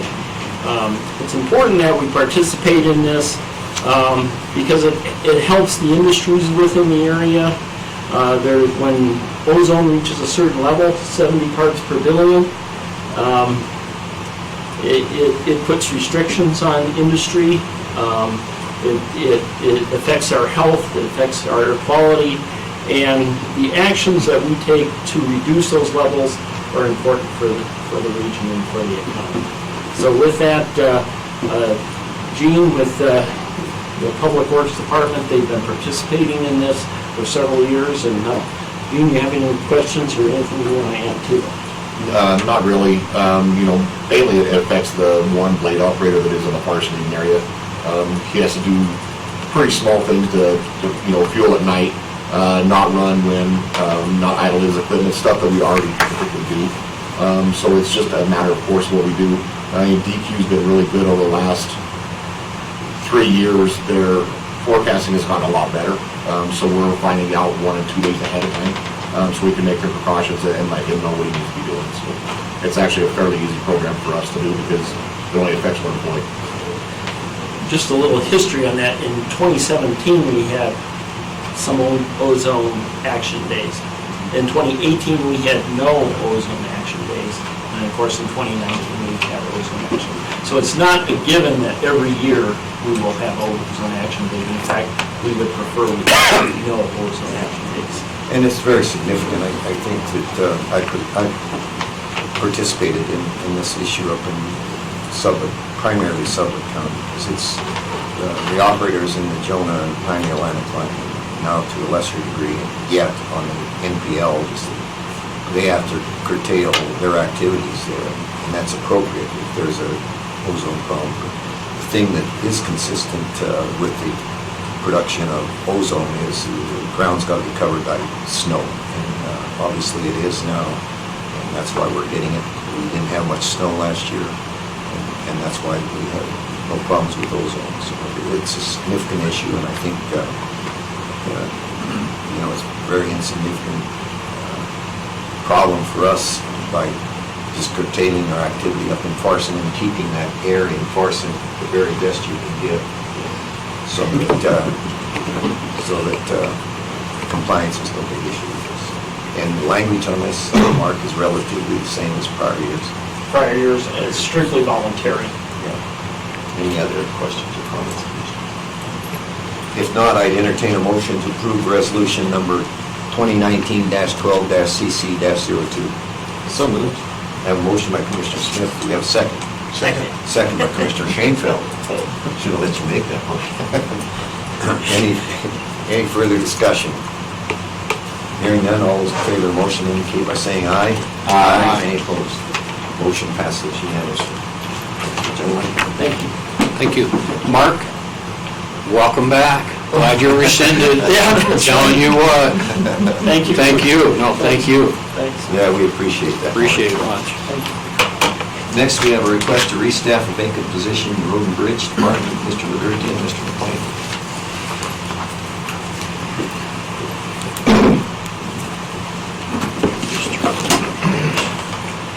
Thank you, Mr. Chairman, County Commissioners.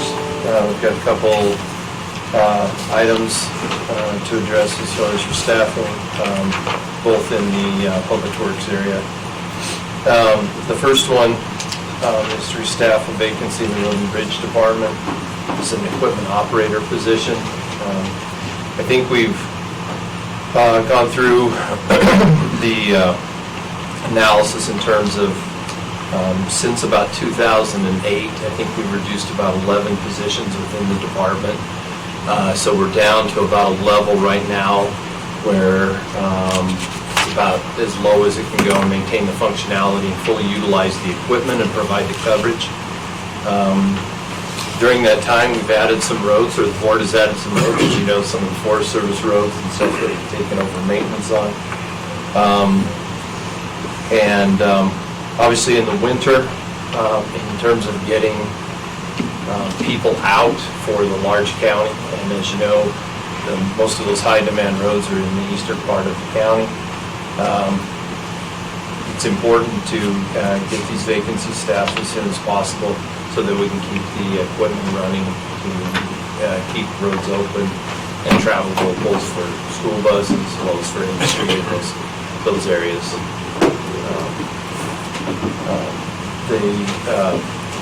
This particular vacancy is an individual took the early retirement option, and so we'll address each one at a time. Is that okay? So this first one's for a equipment operator in the Gene, public concern? No, that's pretty much something. It's pretty straightforward. Any questions, comments, commissioners? Don? The only comment I have, Mr. McLean, are we to the point where these positions may require the director to begin to jockey equipment, stuff like that, if they're not filled? I'm not sure what you mean by that, I but mean, you might have to go out and grade roads and stuff and plow snow yeah, instead of doing what we really hired him to do. yeah, sure. I don't know if you want him on No, that- equipment, but Well, that's you're on your own with that's that. depending on the answer, I'd have the next couple of questions. Like I told everybody else, I'm I can run any piece of equipment, I can't operate them all. All right, thank you, Mr. Chairman, thank you. So entertain a motion to honor a request to restaff the vacant position in road and bridge equipment operator as presented by Human Resources. So moved? We have a motion by Commissioner Smith. Do we have a second? Second. Second by Commissioner Wyoming. Any further discussion? Hearing none, all those in favor of the motion indicate by saying aye. Aye. Any opposed? Motion passes unanimously. Gary, go ahead. Thank you, Mr. Chairman, County Commissioners. The second item is a request to replace vehicle maintenance mechanic. This is actually the shop manager position. As you know, we had a long-time employee that recently retired from that position. This one's a little more challenging in some ways in that we, I think in the long term, especially pending the conversation that you had, the energetic conversation you had earlier this morning regarding financing, this is one of the positions or areas that would be affected bringing into one more centralized maintenance shop area where we wouldn't have to have as much redundancy in those areas. And so, right now, we really only have two folks supporting the Sheriff's Department and county small vehicle fleet. And so I think it's imperative that we get the staff as soon as possible, and we're prepared to advertise immediately if the board so approves.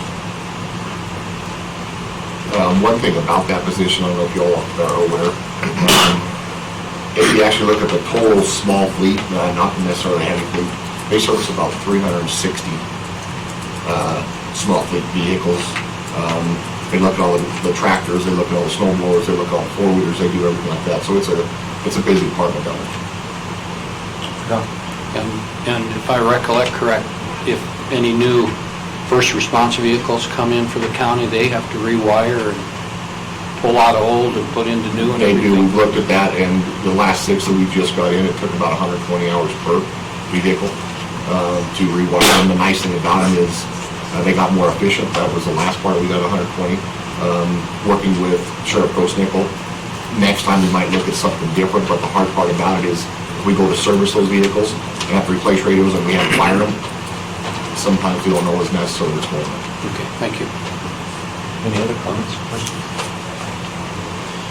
Hearing none, I'd entertain a motion to approve the request of filling a vacant position in the Fleet Vehicle Maintenance Department, that of a mechanic, as presented by Human Resources.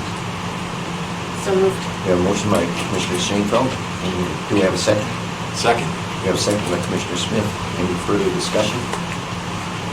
Hearing none, all those in favor of the motion indicate by saying aye. Aye. Any opposed? Motion passes unanimously. Thanks, Gene. Gary, just a question with what's going on, for example, with Halliburton. Surely there's going to be some good people available with mechanic skills, etc. Yeah, I suspect, we've had some folks already contact us, actually over the past 3 months, for some of these positions, really since we just started the discussions for their early retirement. So I suspect we'll have some quality interest in the position. Good. Next, we have a request approval of the United Healthcare firm offer stop loss claim. Mr. Chairman, County Commissioners, this is each year during the health insurance renewal and period, we have to renew our agreement with the stop loss providers. And that pricing change takes effect in January. Any pricing effect. We have asked diversified to basically, go out and get prices every few years. We don't want to change stop-loss providers willy-nilly because you diminish the pool of people that are even willing to bid on that. So probably next year is a period that we would look at more of a formal bid evaluation. But as we discussed earlier in some of the discussions about the health insurance, we have some large claims, and we're going to continue to have some large claims. Right now, our stop loss limit is set at $175,000. So just for everybody's edification, the health insurance plan pays dollar for dollar. All the claims, health insurance claims for every county employee and their qualified dependents up to $175,000. At $175,000, then those claims are turned over, in this case to BP, who's a stop loss provider, and they pay the balance of that claim. If you'll recall, during some of our earlier discussions this fall, some of those claims are $400,000, $500,000, $600,000, $700,000. We're still receiving stop loss reimbursement payments, $30, $40,000, and so on and so forth. So in the memo that was provided to you, there's a little bit of the sort of premium history. What I'm asking the board today is to approve the quote and sign essentially the document committing to the pricing sheet, in which case we'll generate the contract stuff for a later date. I have in your packets, I've redacted, I think you'll notice some of the names. Those two names that have been redacted are specific employee claims that are lasered, meaning that the $175,000 won't apply in those two cases because those claims are going to be significantly higher and the risks are known. They've lasered those as the term they use at a higher limit, and I suspect we're going to see that into the future. On the document that you'll sign, the original document, those names are included, but it did not include the public document. And I have the original to be signed, so. And that's signed for by the that chair. reason. Yes. Any questions, Commissioner? Just wanted to, last year we didn't have a separate deductible for the high claims. Was that because they weren't as high, or? You mean lasered amounts? Yeah, just I'm looking at the chart, we have 2019 and the thresholds and single premiums. You're right. Bottom there, last year, previous years we had the separate deductible for high claims. Last year we didn't, but this year it's back. Yeah, so the part of that is based on these lasered items. Okay. So, they look at it as risk. It isn't 1 year, but when they look and say it's likely you'll have these claims over time, then at some point, lasered claims become part of the risk. Thank you. Any other questions? Hearing none, I'd entertain a motion to honor the request for approval of the United Healthcare BP offer for stop loss and authorize the chairman to sign the required documents. So moved. We have a motion by Commissioner Smith. Do we have a second? Second. Second by Mr. Lloyd. Any further discussion? Hearing none, all those in favor of the motion indicate by saying aye. Aye. Any opposed? Motion passes unanimously. Next, we have a request approval for the BBP flexible spending and COBRA administrative service agreement. Mr. McLean. Wow, you got all that right. Mr. Chairman, County Commissioners, we alluded to Section 125 is an IRS exception that allows pre-tax money to be diverted and used for qualifying healthcare expenses. So as opposed to you being paid taxes on it and then turn around and buying things like daycare or adult daycare or other medical expenses, you can defer a certain amount of that to be paid for using a card for those expenses. So it's a good program. It's something that almost everybody runs into. And it's different than the HSA account that some people choose for their health insurance option. Previously, we had a company named Task that had provided the third-party administration, not just of the Section 125, but also of COBRA administration. And starting about 10 months ago, they went through some internal changes in the company. And for those of you that have had Section 125 cards, you will notice significant decrease in service and problems associated with accounts.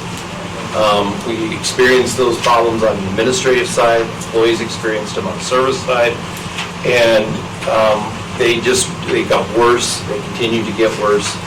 And so we went through the process of evaluating some of the other providers, and the provider that rose to the top was this BBP, and both on the service side as well as on the flexibility side, we give you more options for payments and responsiveness and options to employees for reimbursement and things like that. So essentially, what's in your packet is a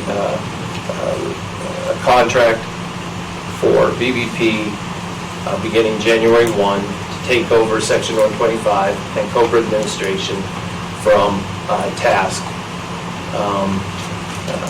I believe that both employees and administrative internally will see considerably better service and considerably better flexibility and much more responsiveness to the issues that come up. And with that, I'd be happy to answer any questions that the board may have at this time. Thanks, Karen. Questions? Okay, currently you've answered all the questions. So I'd entertain a motion to honor the request for approval of the BBP Flexible Spending and COBRA Administrative Services Agreement, and Chairman sign said documents as presented by Mr. McLean, Human Resources. So moved. We have a motion by Commissioner Shanefield. Do we have a second? Second. Second by Commissioner Smith. Any further discussion? Hearing none, all those in favor of the motion indicate by saying aye. Aye. Any opposed? Motion passes unanimously. Mr. Chairman, if I could just mention in that regard, the folks during the transition will have the new Section 125 cards in December. Those cards will be live January 1. There'll be a slight delay in the rollover amounts if you have money that's rollover just in time for them to calculate it, populate it into the accounts, but the accounts generally will be open January 1 and available. You should have those cards well in advance of January 1. Mr. Chairman.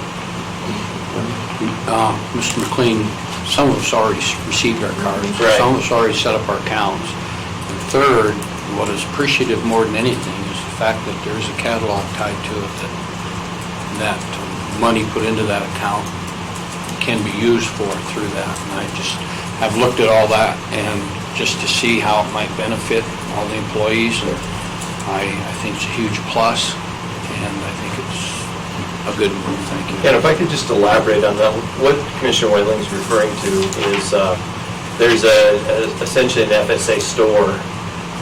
So there's a list of healthcare products that are very competitively priced and available, and they have already made determinations whether they're eligible for FSA or HSA options, so that you know, and you can use your FSA card or HSA card to make purchases from there. So some of those things might be things like blood pressure monitors.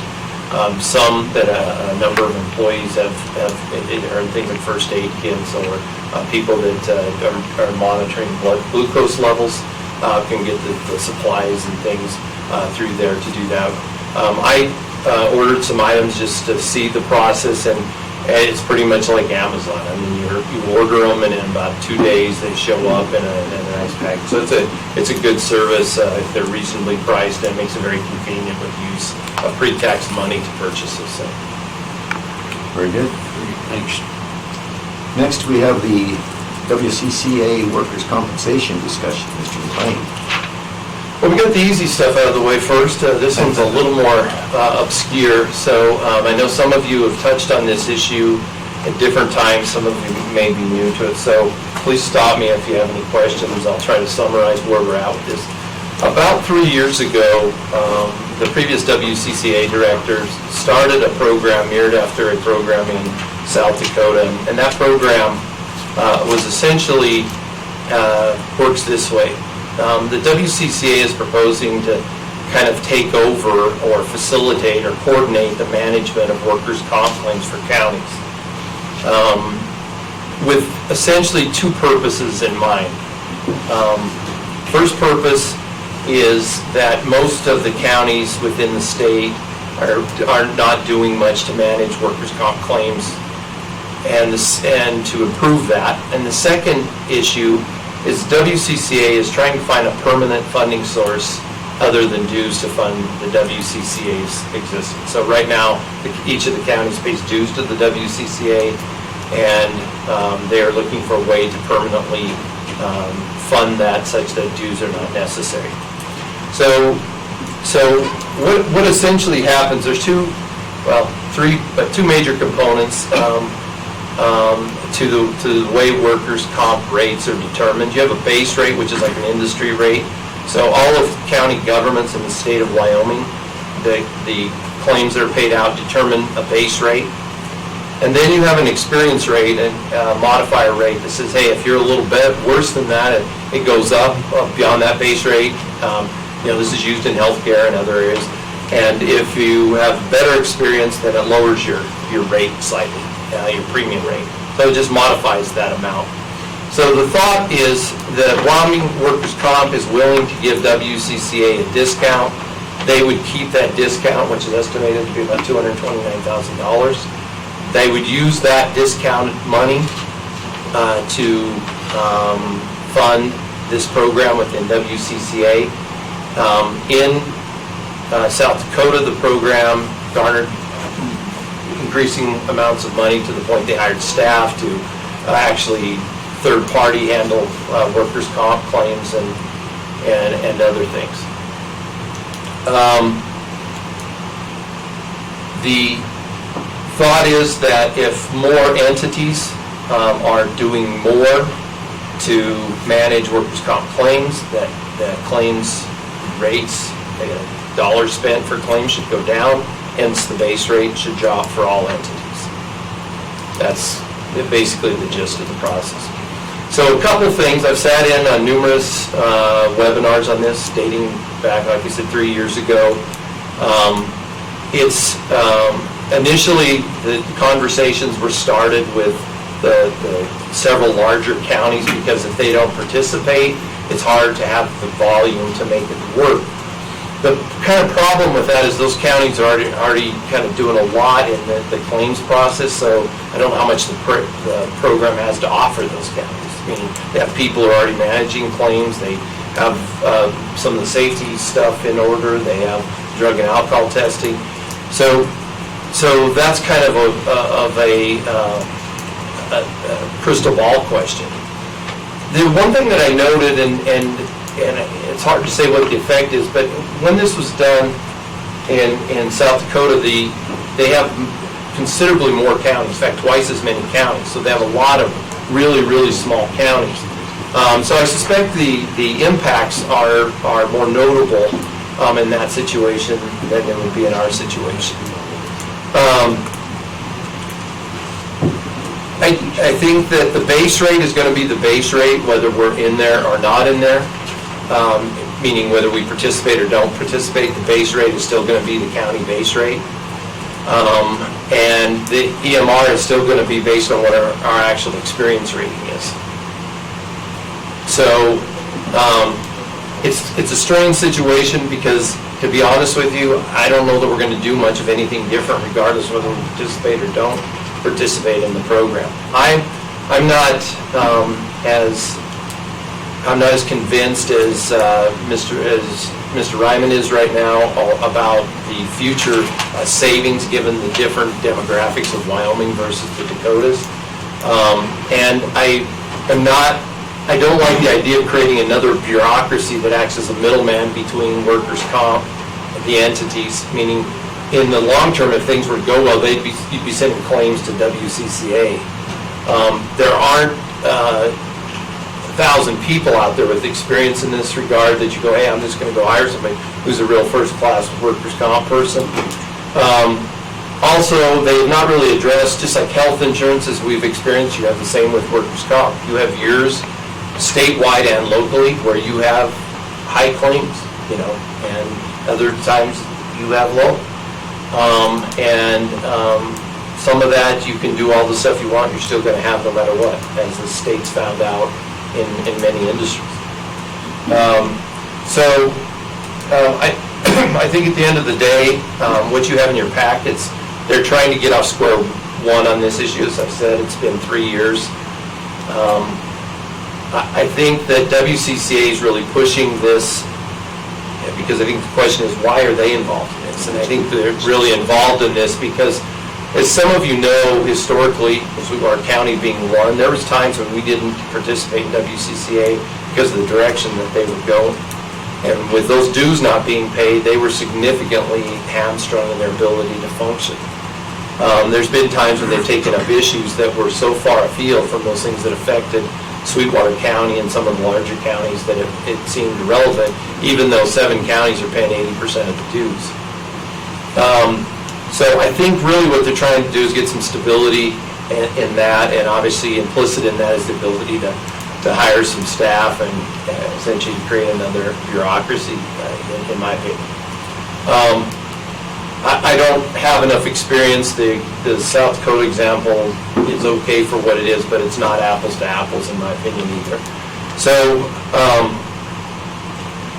you have a joint powers agreement. The way they see this being administrated is by having a joint powers board, representatives appointed to that board, and make decisions regarding the management of the program.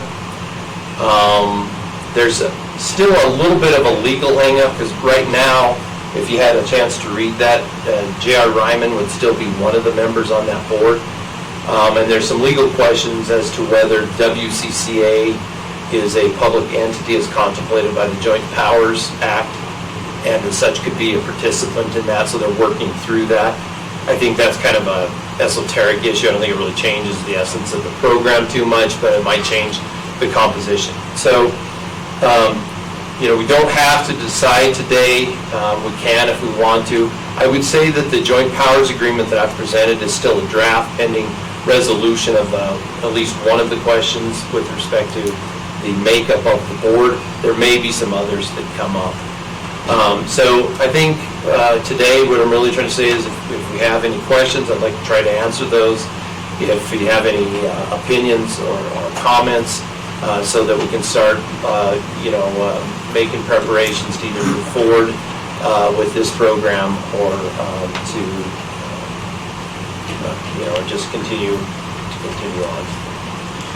Well, thanks, Gary. It's a good presentation you made before the meeting.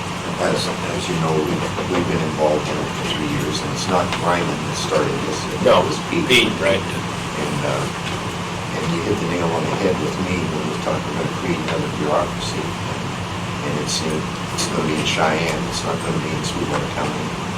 So I have some real problems with it, and I feel badly about it in a way because Pete caused the problems.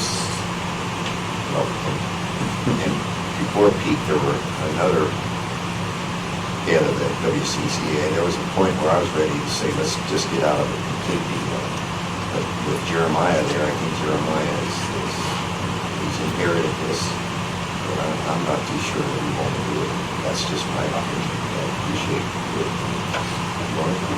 How many workers' comp claims has Sweetwater County had, I guess, in the past year? And how are those being handled? Are there issues? I mean, in my dealing with workers' comp, we don't have a lot of them, but they're pretty straightforward. The folks at workers' comp at the state have been really easy for us to deal with. So what is your experience? Yeah, so I think there's kind of several parts to that. As you indicated, law enforcement is probably the area where we have the most injuries. It's going to be unavoidable. Well, most of them are very minor and straightforward.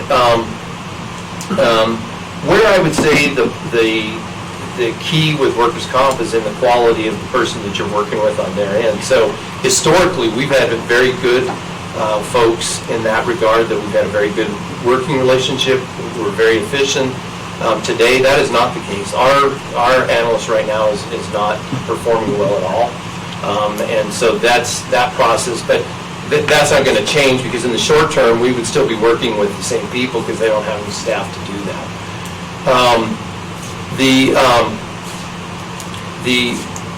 one thing with county government, with things like workers' comp as opposed to private organizations, it's more challenging, is that you have elected officials in each area that have sovereignty of operations, and so, as you know, you have 3 different sheriffs, you have 3 different sort of perspectives on safety practices, use of cut-resistant glove, wearing protective eyewear. So the challenge is really being continuously vigilant and trying to get everybody on the same page, because at the end of the day, we don't get a discount for the sheriff's department, a discount for the clerk's office, discount for it's for the county. And so probably the biggest challenge is just as we get changes in staff of getting everybody on board so that we can continue to meet those challenges both procedurally and from a cost-effective standpoint. But responding to the claims, negotiating, settling them. John, I think was the first one that he was involved in recently, where we reached a really I think we've reached a very cost-effective resolution of a disputed claim. Like I said, I don't care because the process isn't going to change from our end. What we have to do here, we have to do either way. What we need to do with claims, we're going to have to do either way. So I don't know that I see the point. Jim? Of the 229 that is savings, estimated savings, what would that save us as a county? Because it sounds like, from my experience too, there's just workers' comp is what it is, and it's not going to save us anything. So our only savings, it sounds like, will likely come from not paying the dues. So what would our portion of that be? Yeah, so what we would really benefit, which you have to have belief in down the road, I don't know what that is, 5 years or some time frame, would be that by bringing all of the entities together and by WCCA exerting some leadership and getting them more involved in programs and reducing the cost, that base rate would go down for in the industry. And by that base rate dropping, then we would receive savings as a result of that base rate, which is multiplied times the salary for the people that you pay each month in incentive workers' comp. So that's really the savings. It's not of that 229. We're not going to. So if our dues aren't, no time soon our dues aren't going to change. I don't believe so. I just don't think the money's there. 229 is not enough to do anything statewide with. And in the examples they used in the Dakotas, the amounts were eventually got significant. I can't remember, $5-6 million. But again, that twice the number of counties, and that we're basically not doing anything to manage the process. So I'd kind of be a little suspicious as well, and so I'd say let somebody else be the early adopter and see how it goes. If they get that far, we'll join the bandwagon. Well, you can make a judgment. You're going to hire at least 2 people to do this. Got to recoup that cost. To start with. Tip over your office. Roy, did you have something? Yeah, I don't know, we watched this presentation at our last commissioner conference, and some of my concerns dealing with a lot of HR stuff in my other hat is, if the other counties don't buy into some of the buyback programs, the drug-free workplace, those things that create the discount, then we don't see those discounts. You have to know that you're going to have every county buy into every one of those programs, offer it the right way, make sure it's there. And then, I also worry, that, your claims are based upon, like you said, the level of injuries and how much their payout is. What if we have low-level injuries, but then 3 or 4 counties have the real high level? Will that affect us? And that concerns me too, because right now, we're in control of our own destiny with that. If we go this way, we're in control. Every other county could control our entire worker comp costs because of their injury. So those are my worries in this situation. So just to clarify a little bit in that regard, the discounts, participation in the discounts are still going to be not discounts on the base rate, but discounts on your premium. So the base rate is still going to be by industry. And so, but it certainly is theoretically possible. You're making a huge assumption that you're not going to have bad years and the base rates aren't going to go up. As you know from health insurance, if you have a big claim or an incident, a significant incident, probably in one of the larger counties, there's no reason to think that base rate shouldn't go up.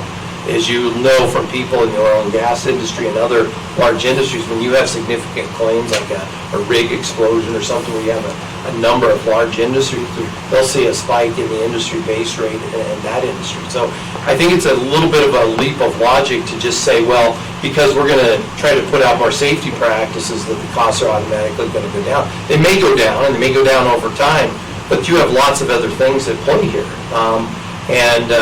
It's like saying that you're going to do wellness and your health insurance costs are going down. There's no evidence to support that.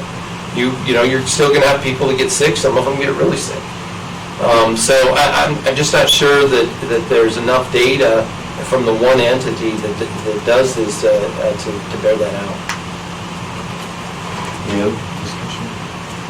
Well, from my standpoint, you know, I've been involved in my other life with workers' comp issues in the mines, and it's a significant issue in the mines. It's not that big of an issue here in the county. So I appreciate what Jeremiah is trying to do with this. In my opinion, I think we opt out. Well, we don't opt in. But let's just do a motion, whether it was thoughts or emotion, what would you be more comfortable with? I'm not sure that we have to make any motion today because we don't have a final agreement. But I think it's important to kind of get some ideas of where we're at, and if there's any questions, I can make sure we get those resolved and back. I suspect sometime, by the first of the year, they'll have the details of the joint powers stuff worked out, and we'll see a final agreement circulated that you can either sign and opt in and begin down that process. So I think that would be the final say. Yeah, why don't we do it this way then? Why don't we give an indication of where we're leaning on this thing without making it binding? We can still opt in all the time. Doc, how was your feeling? Well, I think, this time I've heard some questions. I think they're viable, and the people that have them need to get them answered, have time to ask for it. So at this point in time, I'll just say, let's hold. I don't think that it provides us the benefits that it provides the smaller counties that don't have what we have here, and I've got some sure cost savings, and we've got a good thing on workers' comp right now, and so. I think they want us to kind of pay for it. I at this point, I would not Let it sit. Right. I still think there's more information that needs to be sent out in the final agreement, but I'm still concerned that it will be the right thing. Okay. Thanks, Gary. Takes care of that. Okay. Gary, next we have, you're still up, request approval for, I thought we were going to cancel the holiday. Yeah, we cancel them. Resolution of approval, it says, a resolution for holiday cancel. Mr. Chairman, this is just a follow-up to the previous meeting where we discussed some of the issues with the holidays. So this is a resolution concordant with this statute addressing legal holidays for the county, which by the way require action through resolution. And as I promised, this is the resolution, I think, basically codifying the discussion of the previous meeting, essentially authorizing first New Year's Eve, approving December 24th as an approved holiday, additional holiday, and New Year's Eve as a floating holiday. The floating holiday, the offices will be open with whatever minimal staff are needed. Folks that have to work that day can take that holiday on another day, and those that can afford to be off can take it as a holiday on that day. I think this clearly indicates what we talked about in the past. Any questions on the resolution? Very good. Yeah, it's well done. I'd entertain a motion to approve the 2019-12-CC01 resolution as presented by the Human Resources for the holidays. So moved. We have a motion by Commissioner Wendell. Do we have a second? Second. Second by Commissioner Lloyd. Yeah. Lloyd. Commissioner Lloyd. All those in favor of the motion indicate by saying aye. Aye. Any opposed? Motion passes unanimously. Thanks, Gary. Well done. Mr. Chairman, I do need a brief executive session, just update. Okay. We've got some more action items here possibly, so we'll, next we have, under tab K, 6 cent project, excuse me. Under tab K, we've got the 6 cent project discussion for a sewer line project for Jamestown Rio Vista Water and Sewer District. Mr. Jasperson.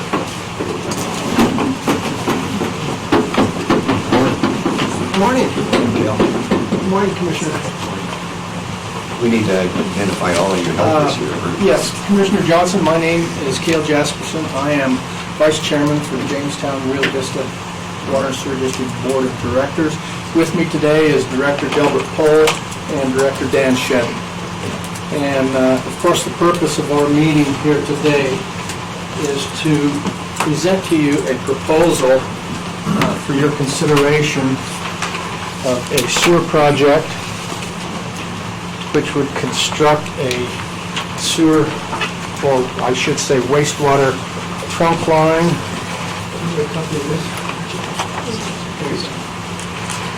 That would extend from approximately the Ganslin Ranch area all the way into the city of Green River at approximately where the Joint Powers water treatment facility is now located.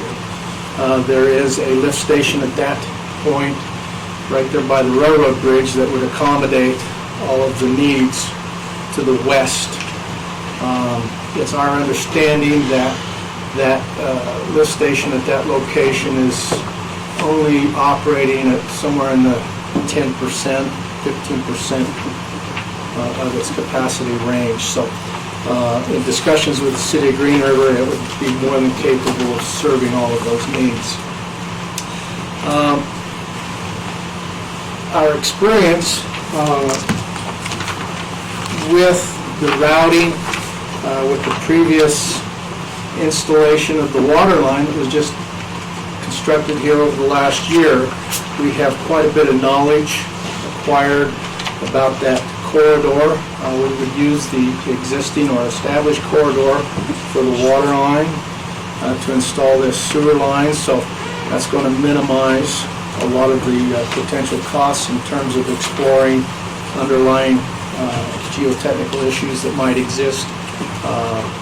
All of the costs associated with this are pretty current because that other project was just a year ago. So for instance, the river crossings, the borings that have to go underneath the service road and the interstate, we're fairly familiar with those costs as well.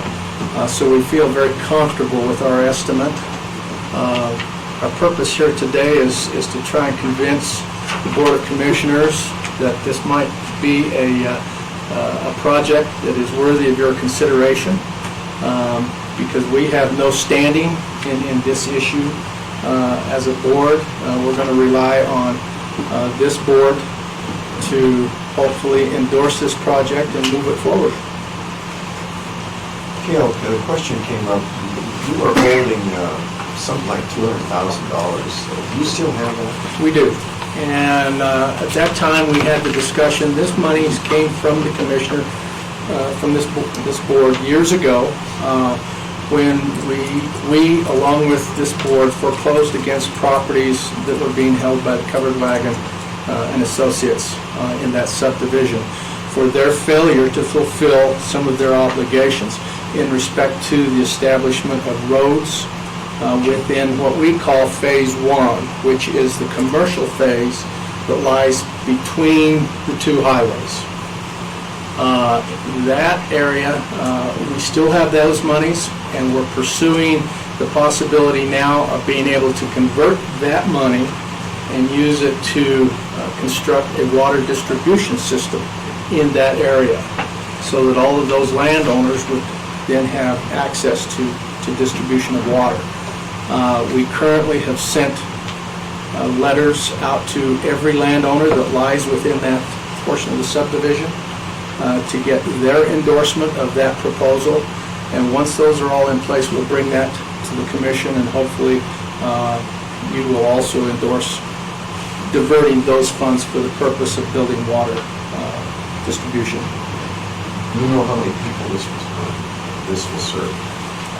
The estimates, I think that's probably mentioned. if we look at the growth projected growth development, we're talking about a potential of about 1,500 people.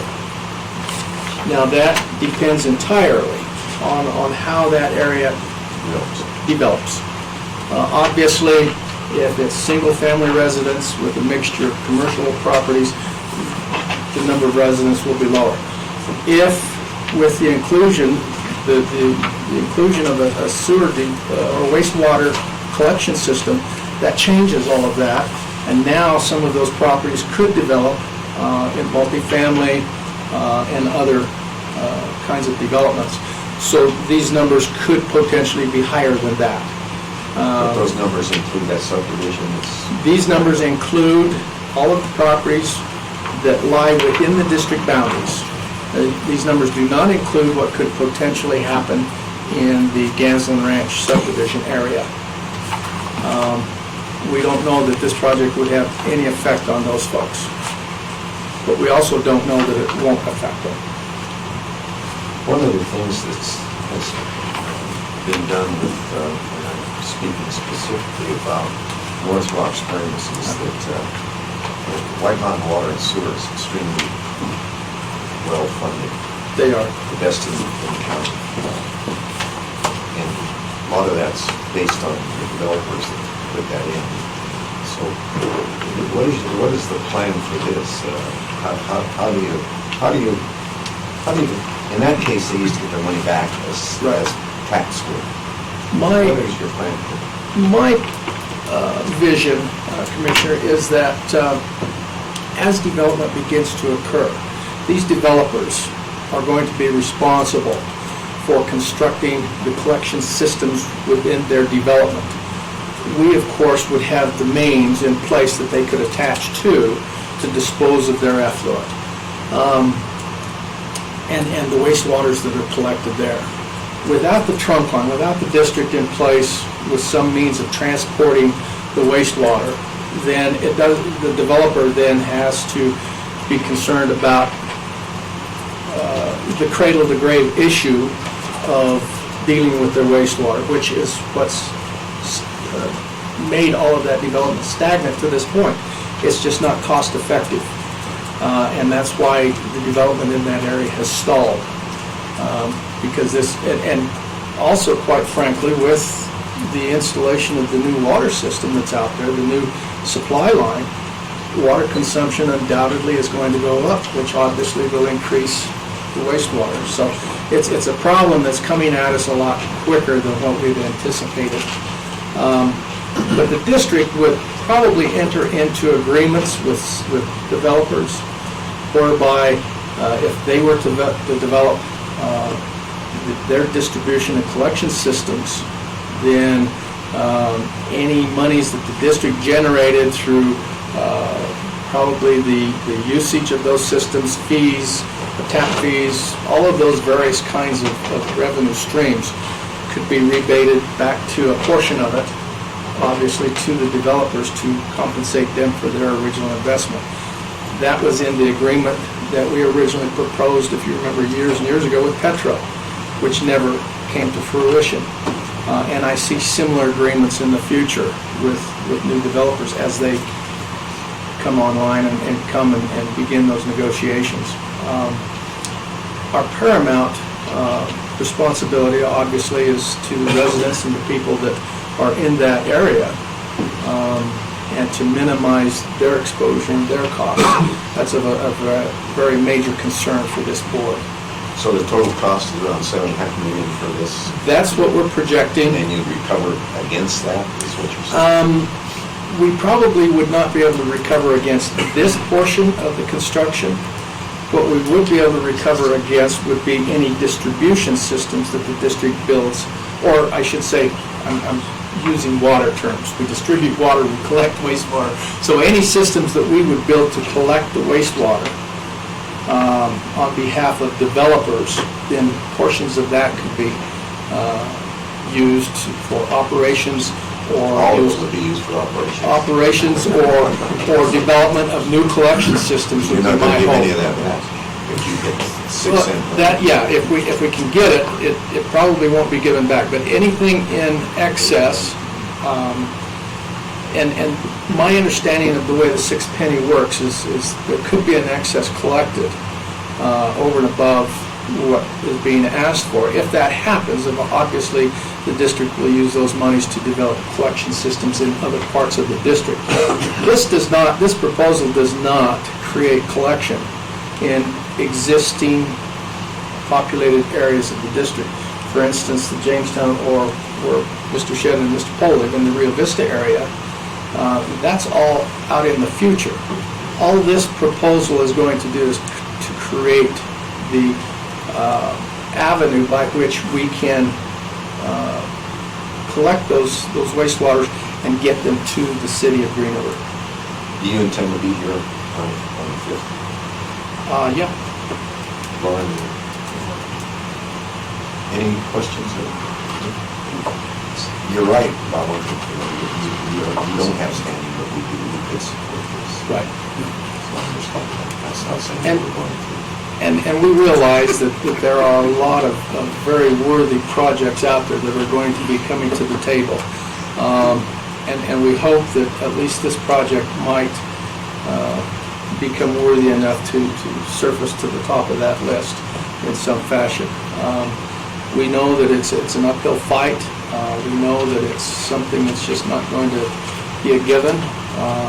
But I think it's something that needs to be discussed because it's a problem that's not going to go away. You know, I've told you, you've been involved with this ever since I've been a commissioner. Yes, I have. Great spokesman for the district.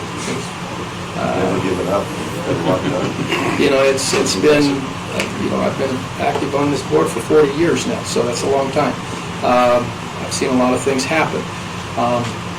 With the construction of our recent water project, which gets us a permanent, safe source of water, reliable source from the city or from joint powers to our area, it took almost 15 years to develop that project. In all honesty, Mr. Chairman, I don't anticipate this one being much better, but I hope that it is. I hope it doesn't take that long, because if it does, someone else is going to have to see it through. So if there are any questions, any insight that I can help provide, I would be more than happy to do that. Commissioner Smith has one. Just to enlighten me and educate me, historically, what do you think development-wise has been hindered out there? What interest has been there that hasn't happened because of this? And do you imagine that would happen in the future? Historically, wastewater and water are the two major necessities to any development. Sure.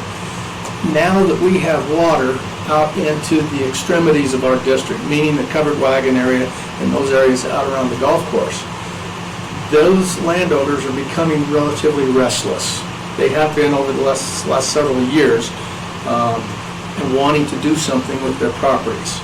So my feeling is that once the wastewater system is put in place, I think we're going to see an explosion of developments occur in that area because the land is still undervalued in terms of county-wide land values for that very reason. This is going to drive property values in that area to where it becomes very developable. To what extent could Loves potentially participate in something like this? Loves has indicated that they will participate. That is one of my concerns. Right now, their plan is to use a pressurized underground injection system. You probably, all of us with any degree of common sense, know that if you pressurize water underground, it's going to go somewhere, eventually. And we will have no control over where it goes. You know, 10 years ago, if I'd have been in this discussion with this board, I'd have said, well, we can either fund it or we'll continue doing our business. It ultimately is going to end up in your drinking water. That today is not the case. It's also our drinking water. So we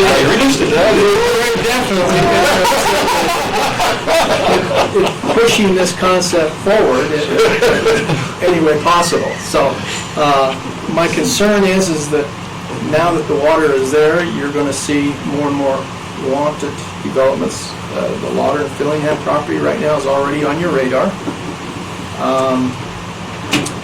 There are some rumblings, I guess. I've heard some rumors that there might be some stirring interest in developing the Petro properties, with possibly another truck stop, if that be the case. However, this thing is going to start gaining momentum, and I think we really do need to get in front of it. And if we have options for these developers, a way for them to dispose of the wastewater, that's going to solve a lot of problems for all of us, as well as make it viable for them to go forward with development. Thank you. I've always felt that, in Green Rivers, we've felt that they can expand because they have developable land.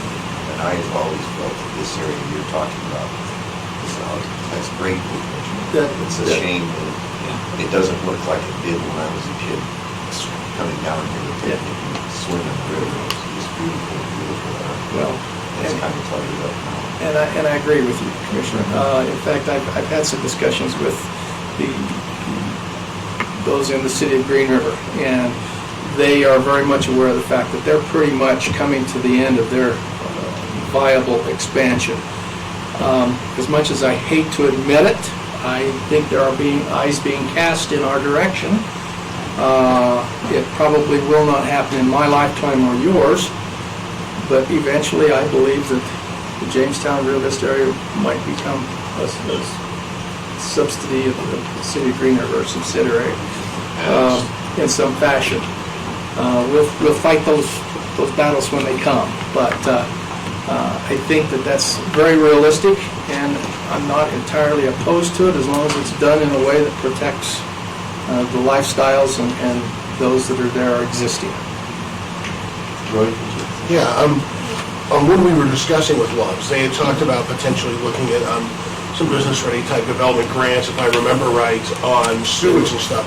Would that have been part of a project like this, or would that assist in some of that cost effectiveness on that project? The way that I see it, as I understand it, the Wyoming Business Council, the maximum grant is $3 million, which obviously won't cover this project. That would be sufficient, however, to create collection systems, which could include the Love's property and those commercial properties in that same vicinity very, very easily. And yes, that possibility still is out there, but I think its purpose would be to be used to develop those smaller size collection systems. For instance, we had some contact from the Rolling Green Golf Course. They're interested. They have desires to improve their facilities, but they can't do it with the services that they're providing for themselves right at this point in time. So those grants could, yes, be used to benefit future developments out there. Those are very intensive. I've been in discussions with Christina over that issue. Has the Green River approached you guys for your support of what you're trying to do? They are. Excuse me, you probably had further discussion. No, that was questions. So they are supportive. I do believe that we do have some support. I was on the phone just a week or so ago with the city administrator, Mr. Clevenger, and we discussed this, and he seems to me that he's very much supportive of it. Mayor Castillion, to some degree, was supportive. I believe that Mayor Rust is also. As far as the rest of the council is concerned, I can't speak to them. My personal opinion is they're more concerned with their districts than they are with anything going on out in our part of the You're asking for a world. lot of money, Yeah, it is. When you look what occurred in Rock Springs, the biggest community in Sweetwater County is North Rock Springs. And It is. I can see that happening here also, west. Because it's prime property.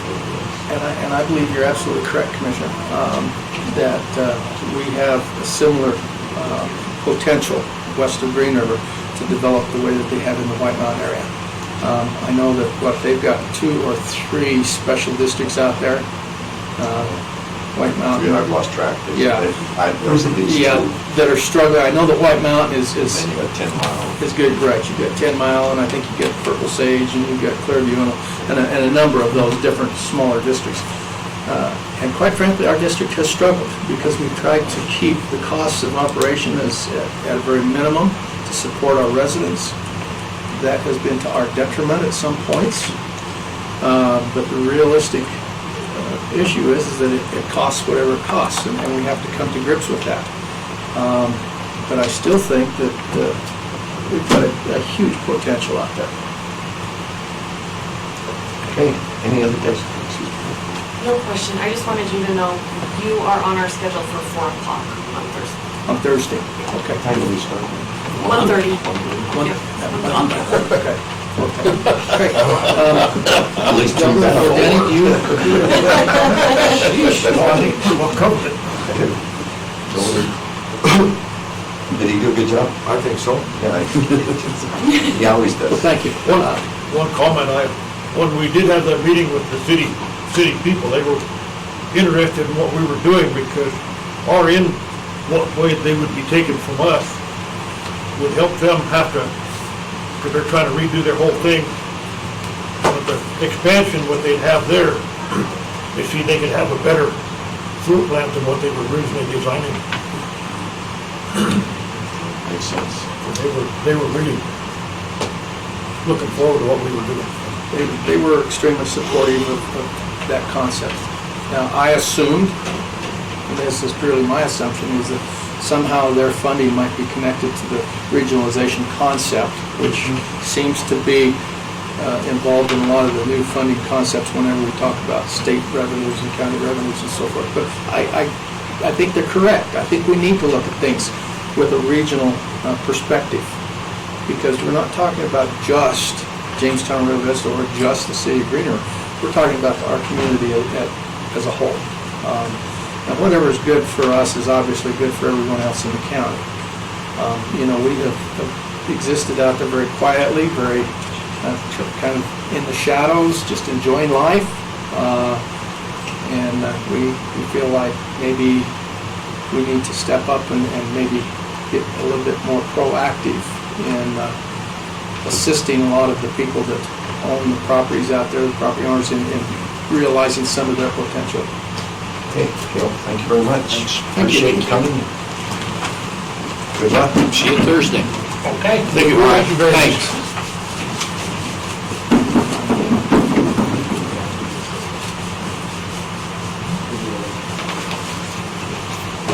Next on our agenda is other. Marty, you didn't get a chance to speak, and I can't believe you sat through all this and didn't say a word. Here's your opportunity. Would you like to? I would, actually. We appreciate you. We appreciate what your family's done for the county, and continue to work. Well, Commissioner Johnson, Commissioners, or Chairman Johnson, thank you for letting me speak for a minute. Kind of a nice segue when we talk about economic development. There's a lot of things that can spur it. Data and infrastructure. It's all important. We can't have our economic development if we don't have the things that our industry and our people need. So it's a perfect segue for what we're announcing, which is very exciting. Through a lot of hard work and a lot of efforts, we were able to secure a quite large grant that's going to help us expand our data, both from Rock Springs up to Farson, and from our facilities in Kemmerer to Granger. We'll also be, over the next interim, as we know these things take time, continuing that capacity over from Kemmerer and Granger into Rock Springs. The whole idea, again, the regional concept, and we all are in this in a region. Our region is going to be truly affected by each of our neighbors, both to the east and to the west and to the north. Our idea is to create a ring of high data that is going to be able to break any impediments for industry or growth from occurring. So we're looking at minimum of 200 gigabit capacity rings coming into and out of Sweetwater County, and these projects allow for that. And so for our industries and for our people, especially those communities who haven't really had much in the way of these, it's going to be game changers in that now they are in the discussion. Good broadband doesn't guarantee.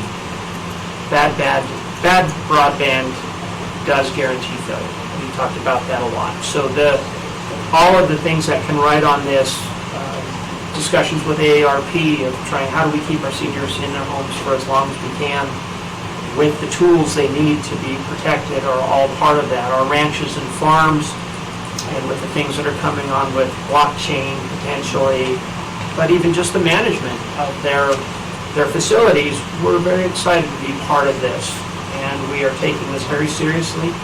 The only thing that is probably the most frustrating part about it is it takes time. It just takes time to do these. Permits can take upwards of 18 months to get on these. So I hope that there's no assumption that because it's going to take time, there's not the desire, but we're very excited to be a part of it. And we are committed to this project, and we are committed to doing more and doing better. And the other part of that is one of the things that we've talked about on this committee is some of the frustrations with the TV. So the changes are coming on there, but it's ironic because the things that really, the things that we talk about in economic development are all broadband. And yet the things that are causing the most consternation are entertainment, but they ride together. And so we're working very hard to solve those two joined at the hip products. But no, it's very exciting. We're thrilled, and we'll be down there at the Broadband Council. It's going to be very fun. We think that this is a good template for other entities around to look at. We have advocacy in Washington, D.C. with Chad Ruppy. He's families in Douglas, and he's now right there in the thick of things in Washington, D.C. So we have great advocacy, and we have a great plan across the state, and we have providers who are interested in making it. So I think economically, we're going to be better than we were. We just have a lot of work to do between now and then to make sure that everybody has an opportunity. So it's very exciting times. Well, we appreciate what you do, Marty, and you got to stay connected. Don't you even think about bowing out. No, we got a lot of work to do. You're way too young for that. We trust you, and you're here. It's very important. Well, I appreciate that. And I hope your company. We have a understands fantastic staff behind us and the support has been amazing. So we're very grateful as a team, and we're excited to move forward. Of course, Mr. Schoenfeld, she's very excited about you taking care of Farson. Well, Farson is, through a couple of events, is going to be probably the hottest, the most broadband available in the community in Wyoming. So Very quickly. done a pretty good job. So Farson, it's going to be fun to see how these communities. I was out in Granger yesterday, and it's going to be fun to see how people change. I stopped at a new grocery store yesterday out there in Granger. It's very exciting. So good for them. Good fun. Any other comments? Well, thanks, Marty. Keep up the good work. Thanks for the opportunity, and thank you for all you do. And if I don't see you before now, have a Merry Christmas. Thank you. I'll see you. Thanks, Marty. Thank you. Anyone have anything other to? We have an executive session that we're going to do for personnel issues, Gary? Yeah. So any other issues that we need to talk about? So we're going to go into executive session for personnel issues. Entertain the motion. So moved. We have a motion going into executive session. Do we have a second? Second. Second by Mr. Schoenfeld. All those in favor indicate by saying aye. Aye. Any opposed? Motion passes unanimously. We'll go to executive session in 10 minutes. Thanks.